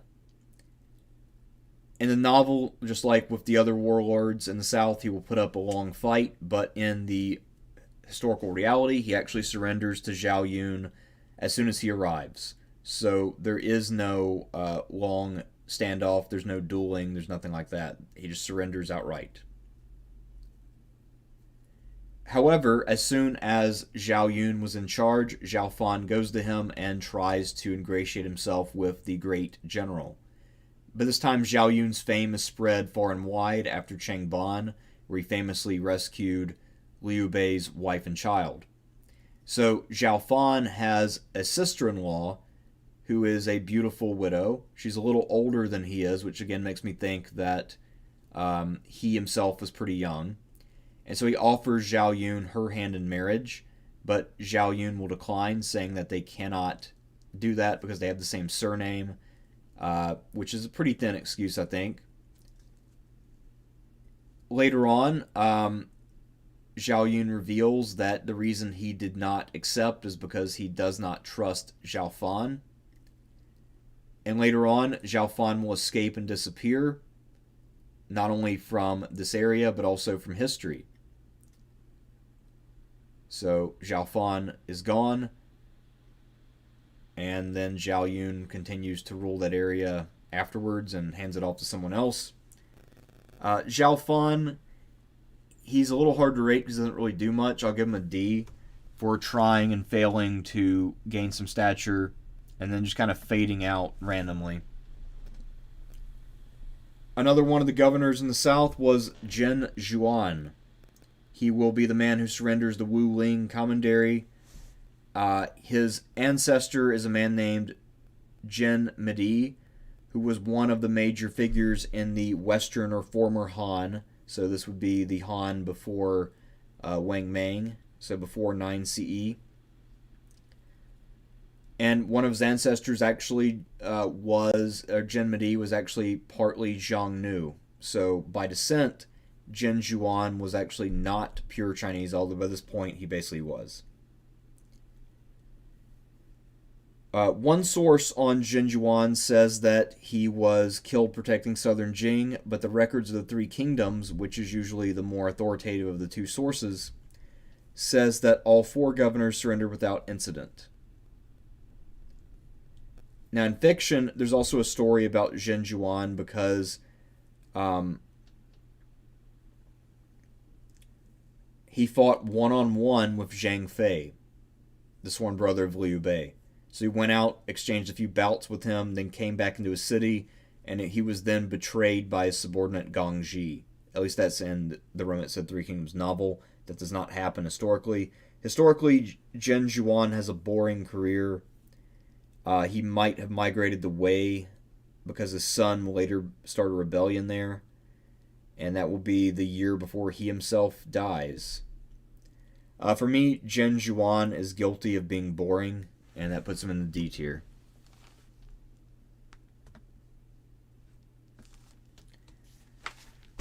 And last up, we have Liu Du. Yet another Liu related to the Han imperial family, and the final of the 4 governors of the south. He's the governor of Lingling, and arguably the senior man for Liu Biao in southern Jing. However, when Liu Biao dies, his overall authority seems to have weakened, and he does not seem to have had all that much sway with the other 3 men in the province. Liu Du, later on, will seem to enter Shu service, but he doesn't really do much once he joins them. He mostly will be doing admin work quietly. In fiction, he also fights a battle against Liu Bei's forces, but this battle doesn't really happen. Once again, he surrenders without a fight. There's not really much to talk about. Liu Du is a C, maybe even a D. Doesn't really do all that much. But now we get to some heavy hitters, and then we'll have to reset after we get to Meng Huo. So Shi Ji. He's another man who suffers from the too old syndrome. He's born in 137, so he's again in his 50s when the Yellow Turbans are rebelling, or at least after the war's been going on a few years, he'll turn 50. And he's actually one of the guys who is in the running for the most significant figure on the list. Because, as we'll see, while he is not a big player in the Three Kingdoms itself, and while he gets almost no shine from the novelist Luo Guanzhong, in fact, Shi Ji will be someone who is very much celebrated today for his achievements, some of which might be a little bit made up. His family had moved to Zhao province in the time of Wang Mang, who had ruled between 9 and 23 CE. So his family has about 200 years in the area by this point. As a young man, he was known for his scholarship. This was in an era when people could be dismissed on thin pretenses, and that's what happened to him. So he got dismissed for no real reason, and then brought back. He became prefect of Wu, and later got reassigned to Zhao in 187. Once he was assigned to Zhao in 187, he would now effectively rule for the next 40 years uninterrupted. And again, the man was already 50, but he would live to be nearly 90. So he became something of an institution in Zhao. And by the way, Zhao Ji is in today's Vietnam rather than China. The main threat will eventually emerge in 210 when Sun Quan will start getting interested in the south after he wins at Chi Bi and also has defeated all the various claimants in Wu itself. So in order to keep Sun Quan at bay, Shi Ji will officially submit and recognize Sun Quan's authority. He will then do some other things to keep Sun Quan happy. So one thing he'll do is stay loyal despite getting a lot of offers and honors from Cao Cao's court. So Cao Cao controls the emperor and can issue edicts. So edicts are issued that honor Shi Ji, he ignores them. And later on, he will then, in 223 or so, use his influence to inspire Yang Kai in the southwest part of Shu to revolt after the Battle of Yiling. So that will create major problems for Shu. And we'll cover Yang Kai and another man who gets swept into this, Meng Huo, in a minute. As for Shi Ji, he will die in 226 at the age of 89. He will be loaded down with honors by Sun Quan, and he probably thinks he's done everything possible to ingratiate himself with Wu and ensure his family's survival. However, as we'll see, his sons do not fare well. In terms of his fame in Vietnam, he will rule there again for about 40 years.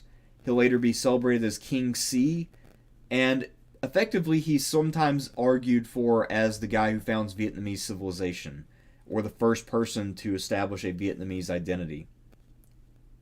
And this reputation will really be solidified by a book that's written in Vietnam around 1400, where the story of Shi Ji is really enhanced, and some details are added that make him way cooler than he actually was. Anyway, because of his success ruling an occupied territory for 40 years, that alone is extraordinary, but also for fairly capably playing Wu against itself, while at the same time going on to become a legend in Vietnam. I'm actually going to put Shi Ji in the S tier.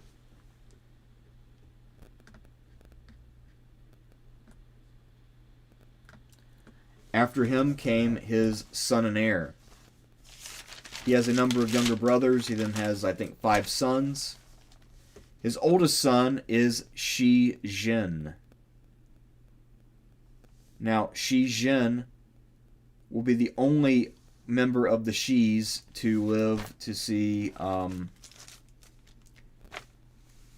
beyond the revolt, as we'll see. So, as a young man, or at least, well, not really young, I imagine if his dad's 89, he's probably, 60 plus. Shi Jin will be sent to Sun Quan's capital as a hostage, and so when there's the big revolt of the Shis in 227, he's not on hand to be executed, so he will survive the massacre of his family by being at Sun Quan's court, and he will then be reduced to commoner status, so he will lose all of his status when his brothers are executed. And his death, he dies childless, will mark the end of the Shi family. For me, Shi Jin is an E to the extent we can rank him. I'd rather give somebody a rank on insufficient data than just not rank them. As for the heir to Shi Ji, that would be Shi Hui. He's the third son and heir. He becomes minister of Zhaoji. He was born in 165, so again, he is not a young man at this time. He's fairly experienced, pushing 60 years old. Or no, excuse me, he is 60, or 61, somewhere in there. And that means he's actually a little closer in age to the founding generation of the Three Kingdoms than he is to even, say, Sun Quan. However, Sun Quan wants to get rid of him and break the power of the Shi family, and so he decides to divide the commandery into 3 parts, with 2 areas going to Liu Dai and Dai Liang.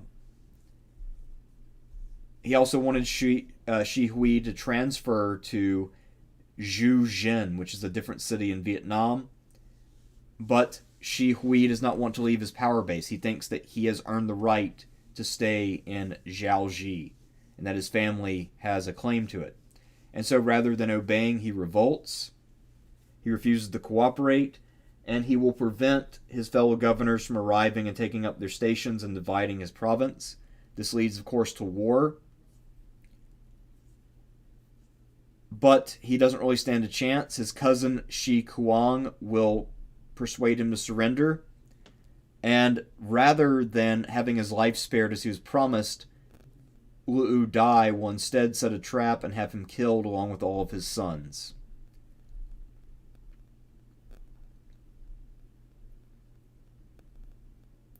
Before that, Shi Hui had shown some other contentious qualities because when he had been contemplating revolt, he had been opposed by one of his subordinates named Huan Lin, who said that this wasn't a good idea, so he put that man to death. Then he fought a little civil war against Huan Lin's nephew, Huan Fa. They patched it up and made peace, and then went on to fight against Wu. Because of his obvious personality faults, I have to give him a D. I can see why he feels betrayed because of all his father's good work and then his long years of service and then just being demoted for no reason. But still, I mean, clearly the man was not the best suited. Alright, getting near the end now. Yang Kai is up next. So Yang Kai will wait until Liu Bei dies in 223. He will then revolt in the southwest around Jianning. Shi Ji and Bu Ji will be the two men who encourage him to do this. So refer back to Shi Ji. And so Yang Kai will revolt. He'll eventually declare his allegiance to Wu. So he will say that Sun Quan is the rightful ruler. And he will revolt in earnest with the southwest. He will then take a commission from Sun Quan to claim to be the governor of Yongchang and fight against the Shu governors. Shu will respond slowly because the new prime minister Zhuge Liang wants to muster resources and not just rush in. So he's playing defense. In the meantime, Zhuge Liang sends envoys to Wu to patch things up while Yang Kai is spreading his revolt. He will then recruit Gao Ding, but Gao Ding will murder him. In the meantime, before he's murdered, Yang Kai wants to bring in the Nanman of the southwest, and so he approaches Meng Huo, an influential chief with the Nanman. It's not clear if he's an actual chief or just an influential man. So the charismatic Meng Huo joins up, but then, of course, after Gao Ding murders Yang Kai, that leaves a gap in leadership and leads to the rise of Meng Huo. As for Yang Kai himself, he was a Wu puppet. He was a pretty effective one, though. And I guess if he had succeeded, he would have gotten quite a bit out of it. I'll give him a C for organizing a major revolt and keeping it going and then recruiting some major players. Although, of course, his management skills are questionable since he is murdered. I guess there's no way to know, though, because he doesn't live long enough. As for Meng Huo, he's probably one of the more famous men on the list. I've seen a few requests for this guy, both on the community post and then even in this video. So he was a respected man among the Nangman in the Nanzhong region, but he was never a king as he was listed in the Romance of the Three Kingdoms novel. To get support from his people, he lied about Shu's demands in order to get people nice and pissed off. When Zhuge Liang tried to do the Hearts and Minds campaign, he decided this would be the best way to defang Meng Huo, who was wildly popular, especially once he learned that Yang Kai was dead and Gao Ding was now a subordinate. Supposedly, according to history, not just the novel, Zhuge Liang defeats and captures Meng Huo 7 times before Meng Huo decides to submit freely and join Shu. Meng Huo said that Zhuge Liang is the scourge of heaven, that he's learned his lesson, and he later serves as a subordinate to Zhuge Liang, while a number of men from his army will join up with Shu. Now, the Yi people today, 9 million strong, who they spread across China, Thailand, and Vietnam. They claim Meng Huo as a king and as an ancestor. However, a lot of modern historians doubt the basic historicity of Meng Huo and especially of his campaign. So the name Huo apparently means captured, and a lot of scholars feel that's a little bit too much on the nose based on what happens in Meng Huo's life, where he's captured 7 times. And so they reject that story, and many of them also reject to his basic existence. That being said, he may have existed, and if he did exist, then he is basically a guy who has empty charisma and nothing else. He is an E. So if any of the stories about him are close to true, he has one thing going for him, and that's charisma. So he would be useful as a subordinate, as a recruiter, as a poster child, but that's literally it. We have several more people on the list, but the list didn't load fully. So now we are forced, unfortunately,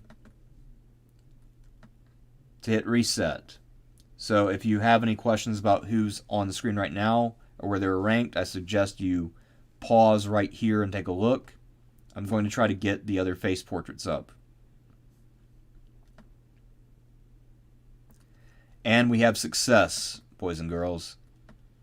Whoa. Ah, it worked. Okay. So things worked out as well as I could have hoped. Better, actually, because we preserved our rankings and got the new face portraits we haven't ranked yet. So tier list does like us after all, my friends. Okay. So at this point, my voice is getting a little weaker, but we will push on. Now we have Zhang Lu. Zhang Lu is the grandson of a man named Zhang Daoling, who was the founder of a Taoist sect called the Celestial Masters. He is the 3rd Celestial Master. His father, of course, also led them. And he is a huge figure in the land of Yi. So the land of Yi is the western province centered around Chengdu. And because of that, he is someone that the new governor there, Liu Yan, will have to deal with. So Zhang Lu is early entrusted with authority, and he is commissioned to go along with another rival cult leader, Zhang Zhu, to seize control of Hanzhong, the strategic point in the northeast that protects against the Central Plains. So it's not all that far from Chang'an, the western capital. So rather than just going and obeying orders, Zhang Lu quickly murders his rival, Zhang Zhu, takes command of all his troops, and then seizes Hanzhong and will rule it in Liu Yan's name for a few years. However, later on, Zhang Lu will reveal that he has no intention of being a subordinate, and he will refuse to obey orders from Liu Yan's son and successor, Liu Zhang. So in 200, he declares independence, and he will maintain that for 10 years. Supposedly, Zhang Lu was known for taking really good care of his people. He was known as being someone who was a conscientious ruler. So that's what he does for a long time. And he also sets up a pretty strong army, considering that he has a not very well-populated area. And this will enable him to retain his independence as he's attacked from the south. He'll later be attacked by Liu Bei, working on behalf of Liu Zhang. And he will also be attacked once or twice by Cao Cao, abortively. So, he's got good defense. Another person he repels is Li Zhu, the famous great Li Zhu we talked about in the past. Although, in doing the research for this, I found out about one deed of Li Zhu I didn't know about that we'll get into. So Li Zhu actually does have one success in his life. So, he decides not to declare himself king and keep a low profile. That does help. Cao Cao will start attacking him in 211, but that invasion will not go anywhere because Ma Chao and Han Sui, who will get to misinterpret this as an attack on themselves. So they go to war with Cao Cao instead, and Zhang Lu gets a bit of a reprieve.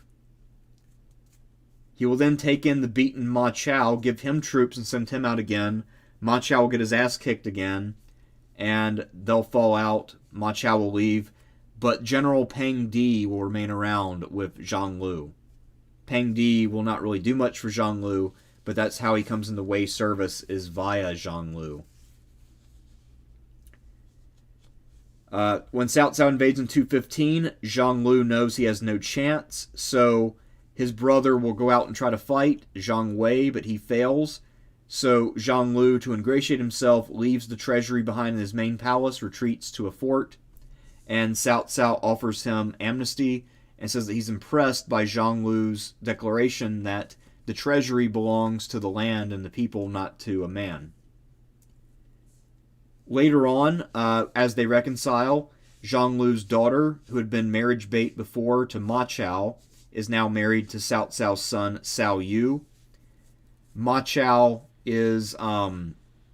was considered as a son-in-law, but ultimately Zhang Lu and his advisors decided that Ma Chao did not sufficiently love his father. We'll get into reasons why they're right about that in a minute. So anyway, after all of this, the elderly Zhang Lu is now asked what he wants to do with the son of Ma Chao who's been left behind for safekeeping, and he decides to have the boy executed because of his father's betrayal. So he felt like Ma Chao had betrayed him by running away to go south to join Liu Bei. And Liu Bei, of course, is currently an aggressor against him. So Zhang Lu is, I think, one of the more capable people on the list here. He did very well for himself. Also, later on, his son and descendants will continue to head this cult that I mentioned. It will go from being the Celestial Masters and or the Five Pecks of Rice to being known as Zheng Yi Dao today. So this cult has an enduring legacy. And because of that, I'm going to make Zhang Lu a very low-key S. So if there's like an S- or an A+, that's where he'd be. But I'll be generous. Alright, next up is Han Sui. Now, Han Sui, in the novel, and accordingly in the Koei games, gets massively underplayed. Historically, he's a lot more significant than he appears to be. He's a major leader in the Liang province, and he remains that for decades. During the Liang province rebellion in 184, he's one of the major leaders. They are defeated by Dong Zhuo. And later on, he will work with his good friend Ma Tang to replace the governor that's left behind with one of their own, a guy named Wang Guo. When Wang Guo is defeated by Huang Fu Song, Han Sui will continue to plot with his good friend Ma Tang. Eventually, they decide the two of them should be co-rulers. That's what happens. And they get Dong Zhuo to agree to that once he takes power. However, once he's assassinated, they then ally with Liu Yan in order to march on Liu Zhu at Chang'an. And this was a pretty good idea. Liu Zhu was pretty weak, and Chang'an would have been a hell of a prize, especially if they're vying for independence, which seems to be the case. They seem to be separatist. However, this will fail due to logistics, and not only does it fail, but it results in a disastrous retreat, where Li Zhu and his general Fan Chao will really unload on this army that had come within about 15 miles of Chang'an. So the retreat will be a disaster. We'll see how Liu Yan's sons will pretty much all die in this retreat. Han Sui does a little better because he's friends with Fan Chao, and he sits down and persuades him not to pursue him anymore. And that might be why Li Zhu's forces go so hard after the Liu brothers instead and massacre them. So after he gets back to Liang, he and Ma Tang fall out amongst themselves. This would be in 195 or later. And they actually fight a war very similar to the war between Li Zhu and Guo Si, which is destructive and nasty. And actually both of them succeed in killing the other's family. So each one of them will find the other man's wife and kids and kill them. So this is fucking nasty warfare. However, in the end, they are reconciled to one another, at least in terms of ending the fighting. They will never really be friends again, for obvious reasons. But Cao Cao's great diplomat, Zhang Yao, will arrive and negotiate a peace, and not only get them to work together, but then to send Liang troops to help against Yuan Shao. So for that reason, remember this deed of Zhang Yao, the diplomat of Cao Cao. That alone makes him an auto A or S. The fact that he's able to go to two men who have murdered each other's families and say, hey guys, let's work together against a common enemy. And he actually pulls it off. I mean, think about how persuasive Zhang Yao must be. Holy shit. Alright. So, after this, Ma Tong will be summoned to Ye. He will go, thinking that he's on good terms with Cao Cao now. And apparently this was a summons without much of an agenda. Maybe Cao Cao thought this would help keep the peace, since it would keep one man out of the province. Again, when Cao Cao will raise an army in 211 and come west, he's aiming for Han Zhang and Zhang Lu. But this will be misinterpreted by Han Sui and Ma Chao, who takes his father's place. The two of them decide this invasion is against them, so they declare war on Cao Cao. And at this time, Ma Chao will say to Han Sui, I know our families have had their differences, but now I have to assume my father's dead or will be dead. You're my new father, I'll be your new son, and we will fight against Cao Cao. Of course, they lose. Once again, there will be recriminations either way. Ma Chao will flee south to Zhonglu, as we mentioned earlier. He'll then end up in Shu. Meanwhile, Han Sui will end up going back to Liang. Ma Tong, back at the capital of Ye, or not the capital, but large city of Ye, will be executed. Wei generals will follow up against Han Sui. I believe this is once again Zhahao Yuan, who actually has killed a lot of people today. So Zhahao Yuan will arrive in the Liang province, I believe. And now Han Sui has to decide whether to flee or fight. So he considers going to Yi and taking refuge with Liu Zhang, but instead he's persuaded to stand and fight. As soon as he makes that decision, he pretty much immediately afterwards dies of illness or old age, or else he's betrayed by someone who wanted to escape. However, there's not a good reason to presume he must have been murdered, because at this point Han Sui is 70 years old. He's been at war for most of his life, and he is in the middle of losing his homeland to Cao Cao after having just lost a major campaign and had a major falling out with Ma Chao, and survived a war where his family was butchered by a man who'd been his best friend for years.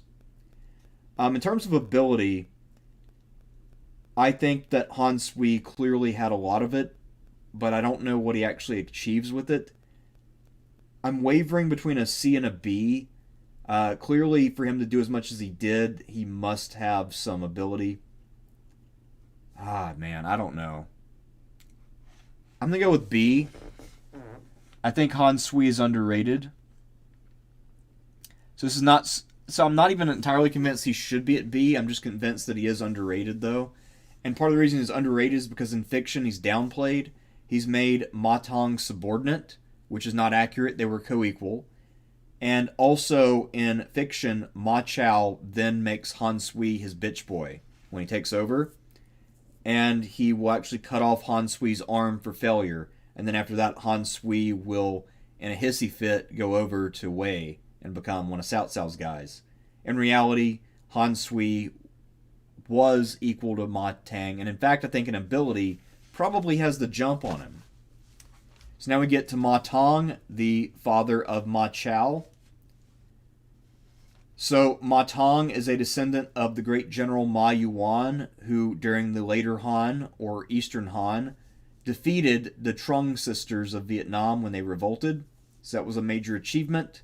However, Ma Tong's family fell in hard times because his father, who was a minor official, was dismissed from service, and young Ma Tong had to actually make a living collecting firewood at one point before he himself would enter service. Now, the outline of his career we just covered with Han Sui. The two of them are approximately contemporaries, so they did a lot of the same stuff. They were best friends, fought against each other afterwards. participate in the Liang Revolt. When his idiot son and his former best friend decide to fight Cao Cao at Tong Pass, this effectively is a death warrant for Ma Tong.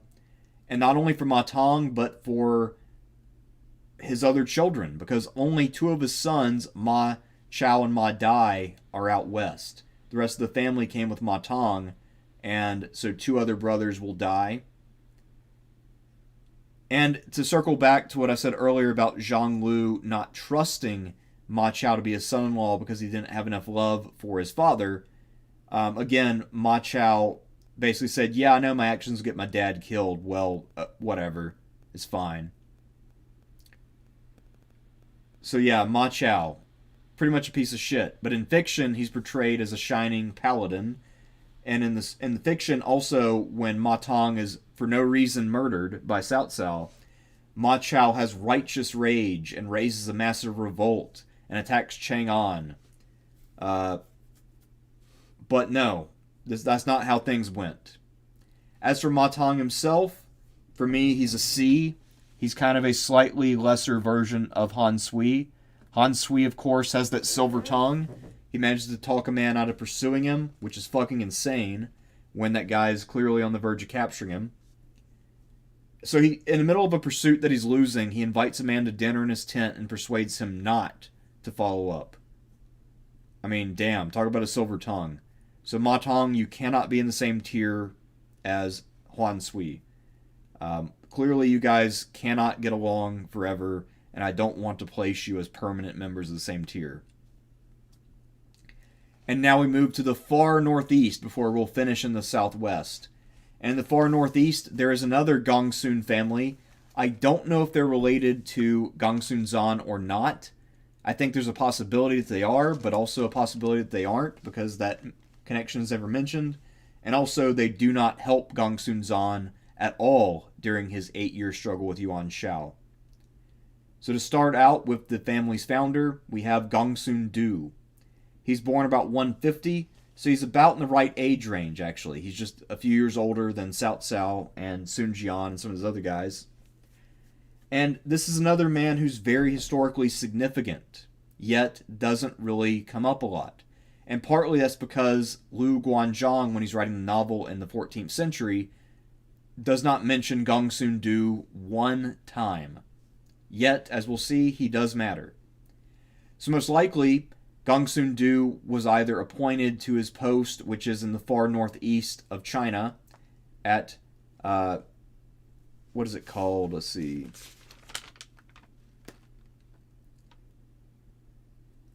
I think it's called Liao Zhao. Yeah, we'll pull up a map in a minute so you'll see what I'm talking about. Let's just do that now. Get ourselves a little map action going.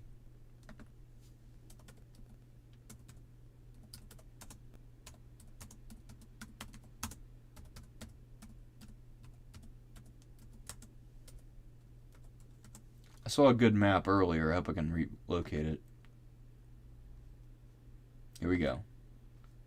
Alright, so this one is a little more square and weird looking, but it does give you an idea what's happening.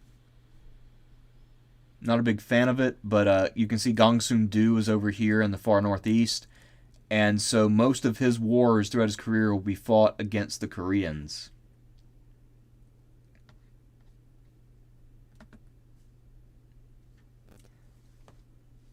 So, Gongsun Du will be ordered by Dong Zhuo once he seizes power. And again, I don't know whether Gongsun Du takes over before or slightly after Dong Zhuo. But he's ordered to mount a naval invasion of Korea. He does it. It's a success. And he manages to reclaim all of the Chinese commanderies that had been there during the height of the Han under Emperor Wu. So this is a major achievement in itself, and he managed to hold on to those commanderies, Daifang and Li Long. He gets recognized by the emperor for his achievements. He also sends generals to press deeper into southern Korea. The Chinese for many centuries tried and failed to completely subdue Korea, and Gongsun Du does as well as anybody, and with limited resources, it's worth pointing out, because normally when the Chinese would invade Korea, they'd have the backing of the whole country. Gongsun-do has a fairly small province, and he's managing to fight the Koreans on his own, with much more success than the Chinese often enjoyed with the whole country behind them. So this is the equivalent of a Persian satrap like Pharnabazdas or Tissaphernes deciding to invade classic Greece without any help from the empire as a whole, and coming damn close to pulling off a complete conquest. So for me, Gongsun-do is a sneaky but obvious S tier. Clearly this man was very capable. He then dies in 204, and he also stays out of most of the struggles for the land because of that. He is succeeded by his oldest son, Gongsun Kang. Now, we don't know exactly how long Gongsun Khan lives. We do know that in 207, he will declare himself to be a nominal vassal of Cao Cao. His area in the northeast will rely heavily on supplies from elsewhere and food because it's cold, and also they're fighting a war against the Koreans constantly. So Gongsun Kang is very successful. He's able to hold on to all his dad's conquest and even to press deeper into Korea. At one point, he fights and wins a field battle against King Yeimo. I don't know how to pronounce that. Yeimo of Goguryeo. And that's another one I can't pronounce. That's the name of the ancient Korean kingdom that lasts for a very long time and even has periods where it expands way into Manchuria. So he does have a major success here. He then raises the Korean capital, and the king has to enter exile because things are so fucked. And when Korean kings would enter exile, that often meant, as far as I'm aware, that they went to Japan. That would be the nearby place to go to. As for Gongsun Kang, he dies at an unknown date of unknown causes, but he must die relatively young because when he dies, his sons are too young to rule, and that leads to his brother Gongsun Gong becoming the new commander. Another thing he did while in power is at that time Yuan Shang and Yuan Ji arrive. They, of course, have lost to Cao Cao, and they're seeking hospitality. He offers it, but then betrays them and sends their head to Cao Cao to win favor. So that's partly how he kept his area independent and kept Cao Cao happy. I'm actually going to give Gongsun Kang another S tier.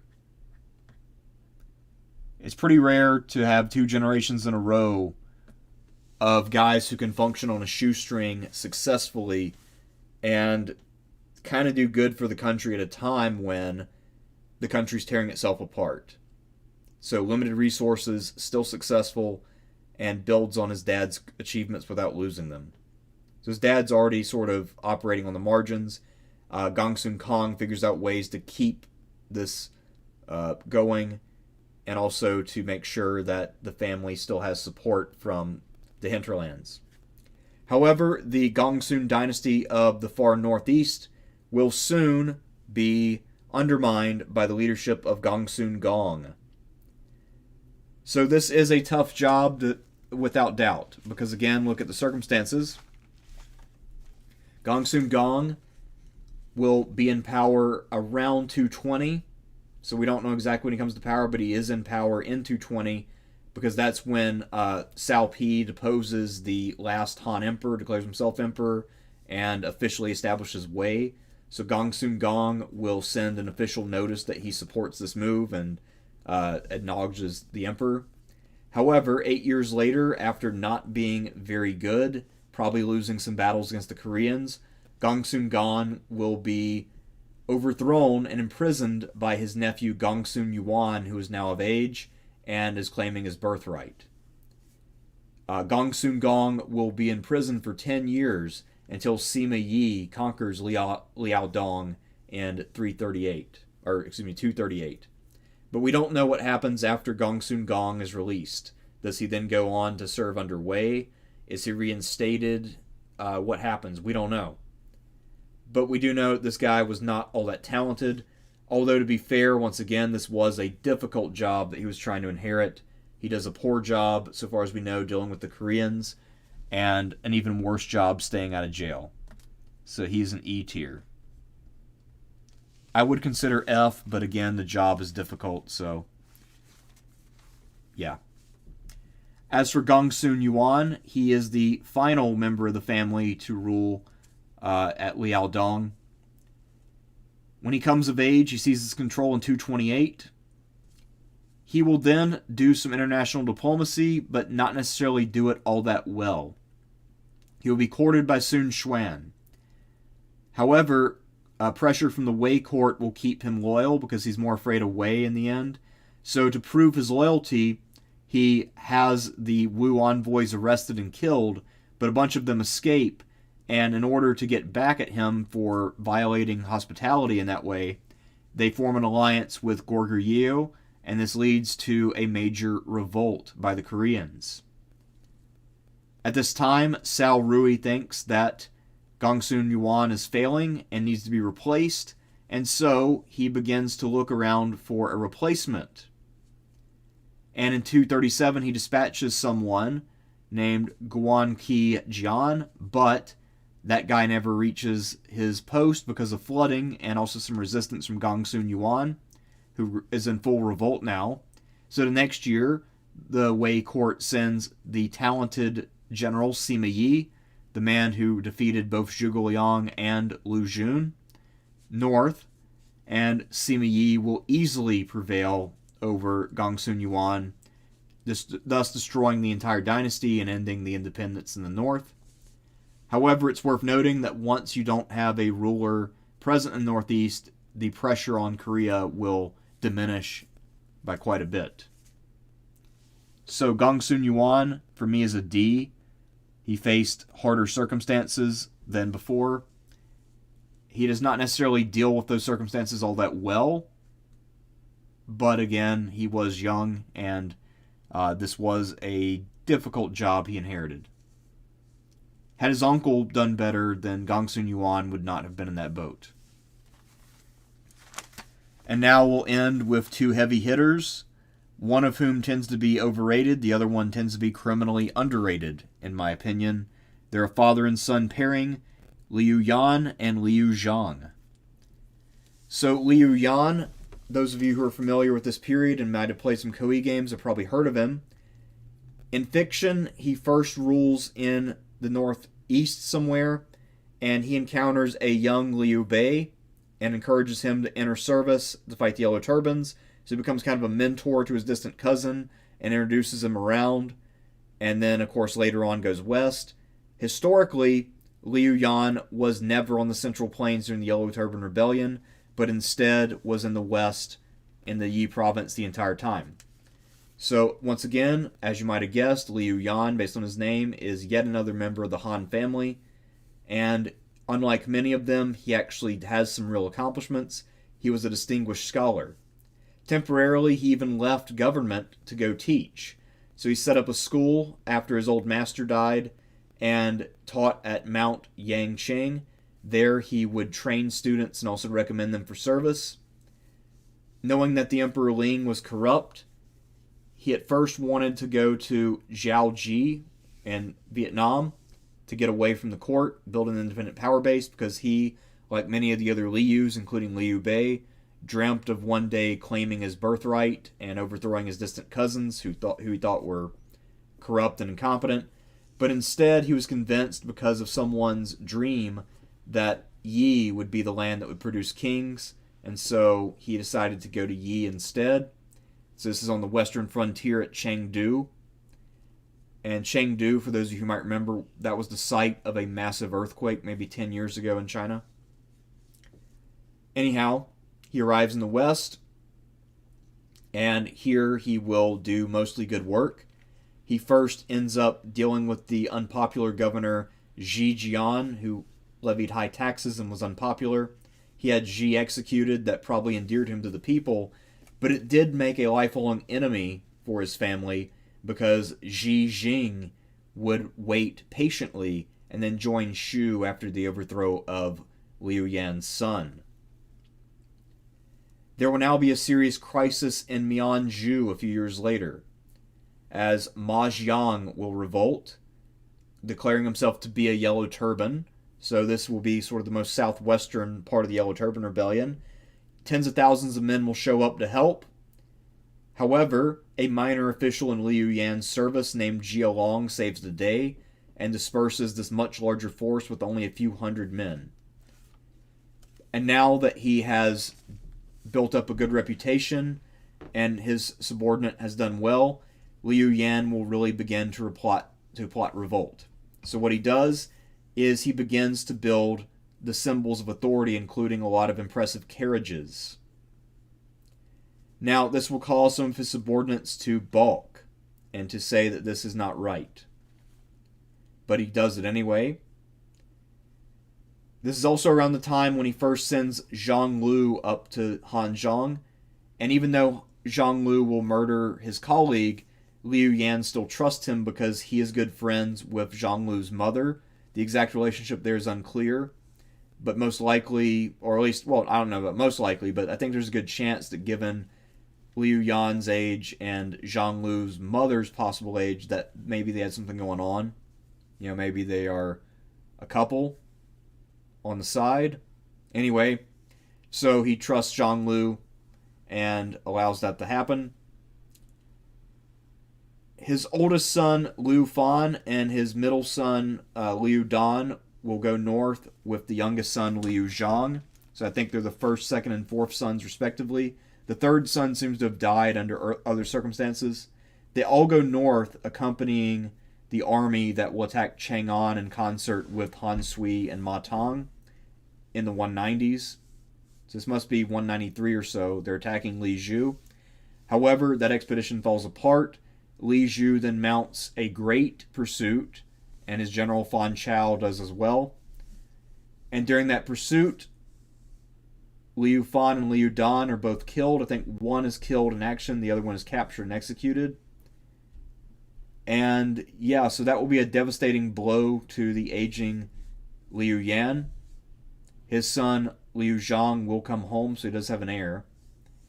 And a little bit later, he'll have his carriages outside on display. A big lightning storm breaks out. Some of the carriages catch fire. The fire spreads into the city more broadly. And at that time, this causes a lot more depression and distress for Liu Yan, as his dreams literally are going up in flames. And he dies soon thereafter. In early 194, his officials will turn to his son Liu Zhang to take over. So, for me, Liu Yan is a little bit hard to rate because, again, he does technically have success. He chooses a home base well. He has ambition. He does recruit some officers. His strategic moves actually kind of make sense. But at the same time, he does not have any great success. He also seems to not really have world-class charisma. He's a little too old for what he's trying to accomplish. And partly he just gets straight up unlucky. I mean, his two oldest sons die in the same campaign. And his move against the weak Li Zhu turned into a disaster for no reason other than that they screwed up the logistics. Because of that, I will give Liu Yan a C. I think that he tends to be a little overrated, partly because of how he appears in the novel, which again is ahistorical, at least in that regard. And finally, we get to a man that I feel is unfairly maligned, and that man is Liu Zhang. He is Liu Yan's fourth and youngest son. He succeeds him in 194 and continues to rule the Yi province until his deposal in 214. Now, Liu Zhang is usually cited as kind of like the example of an F-tier Three Kingdoms ruler. I think that's unfair, though, for a number of reasons. So it is true that Liu Zhang was not any kind of military genius. He also doesn't really have any real insight into, well, anything related to government. However, he does rule in a way that does produce peace and prosperity for his people. And when he's originally selected by the advisors, the reason why they feel comfortable with him is because they know that Liu Zhang is kind-hearted and gentle, and that he will be someone who's good to work for. However, they get frustrated with him because he does not have his dad's ambition, and that will cause some of them to later betray him. Liu Zhang also probably is not quite as frail or fragile as he's often portrayed in the novel or in fiction, or not, excuse me, fiction, but the games. And the reason is because not only does he survive at Chang'an, but he also lives for quite a while after he's deposed in 214. So, what happens is he will talk to Liu Bei after the Battle of Chirbi, and he will appoint Liu Bei to face against Zhang Lu. So he's had trouble in that war, and he wants Liu Bei to deal with it. Most likely, Liu Bei kind of invited himself and Liu Zhang put him to work. I mean, of course, in the novel, he's portrayed as just a complete dunce who didn't know that Liu Bei is wildly ambitious and not to be trusted. But everybody else in the world knew that by this point, that Liu Bei had raging ambition, and that everybody who worked with him or tried to make use of him ended up getting screwed over in some way and replaced. It should have been obvious, and I think Liu Zhang is probably intelligent enough to know. So most likely he doesn't want to go to war directly, so he wants to put Liu Bei to work. He gives him a reasonable offer. It's accepted. And then later on, of course, the officers under Liu Zhang will be corrupted, and they will invite Liu Bei in. Liu Bei readily accepts the invitation, of course, being the man of virtue, and goes in. Liu Zhang will quickly find himself surrounded in Chengdu. A lot of his best officers defect because they want to be part of a major faction. They want to have a chance to prove themselves and gain glory. And so Yi will now become the seat of Liu Bei. Chengdu will become his capital. And all the peace and prosperity that Liu Zhang and his father achieved over the last 30 years will now be squandered making war. So if you are a person living there, this was not great. This was a defeat for you personally, because now you will get drafted into the Shu army, you'll get taxed more heavily, and you will be asked to make sacrifices on behalf of an ambitious dynast. Before, you had another member of this family, and he left you to your own devices and let you prosper. But now you have his cousin who couldn't find a base on the Central Plains or anywhere else, and now he needs you to go die for him. I'm not a big fan of Liu Bei, if you can't tell. I think that guy fucking sucks. And when we get to the Shu officers, I'll have a lot more to say about Liu Bei. And partly, I'm just annoyed at how virtuous he gets portrayed as, when clearly he is not virtuous. At least not any more so than anyone else in this whole period. So anyway, Liu Zhang, for me... oh yeah, by the way, he also has a pretty good officer corps. He recruits Fa Zheng, Meng Da, Yan Yu, Lu Ba, Huang Quan, Wu Yi, who's really good, Li Yan, who's good, Dong He. So yeah, Liu Zhang is someone who can recruit talent even if he doesn't quite know how to use it. He's not useless, he's just in the wrong time. Wrong place, wrong time, but not necessarily completely useless. I'll give him a D. And again, unlike some of these other guys who fail, at least Liu Zhang does not bring it on himself. He minds his own business. So that's all I have for you today. Those are the minor warlords of the Three Kingdoms.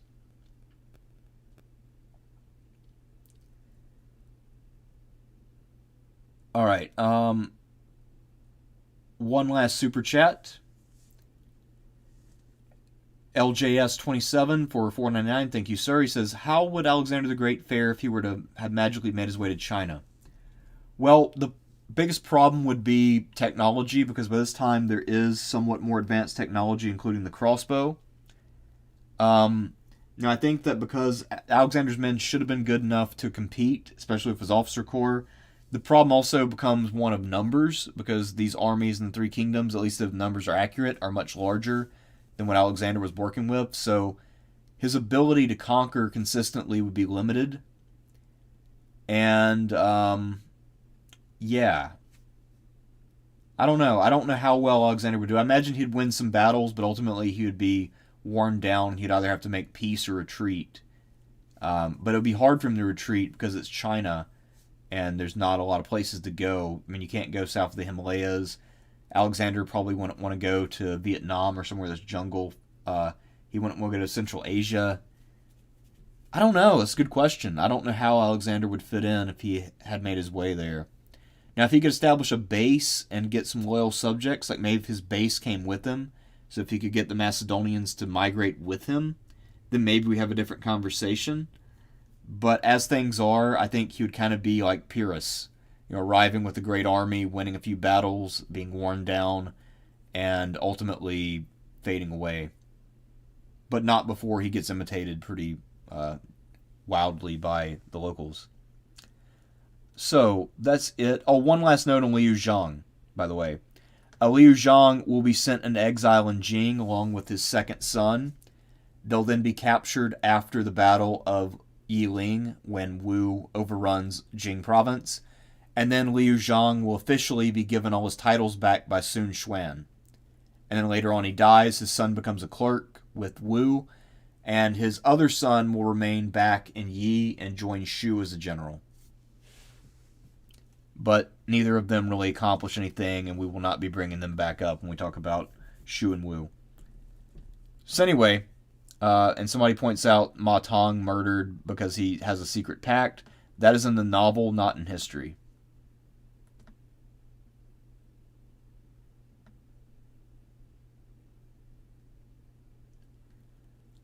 All right, so that's it for today. Thank you all for joining. I'm glad some of you were able to make it today. I know it's a bit of an odd time. Now I got to go. I got to get ready and eat dinner and go to a party. So I will see you all later. Have a good weekend. And I'll announce in the future when we're doing our next stream. So have a good night, everyone, and have a good weekend. Peace out.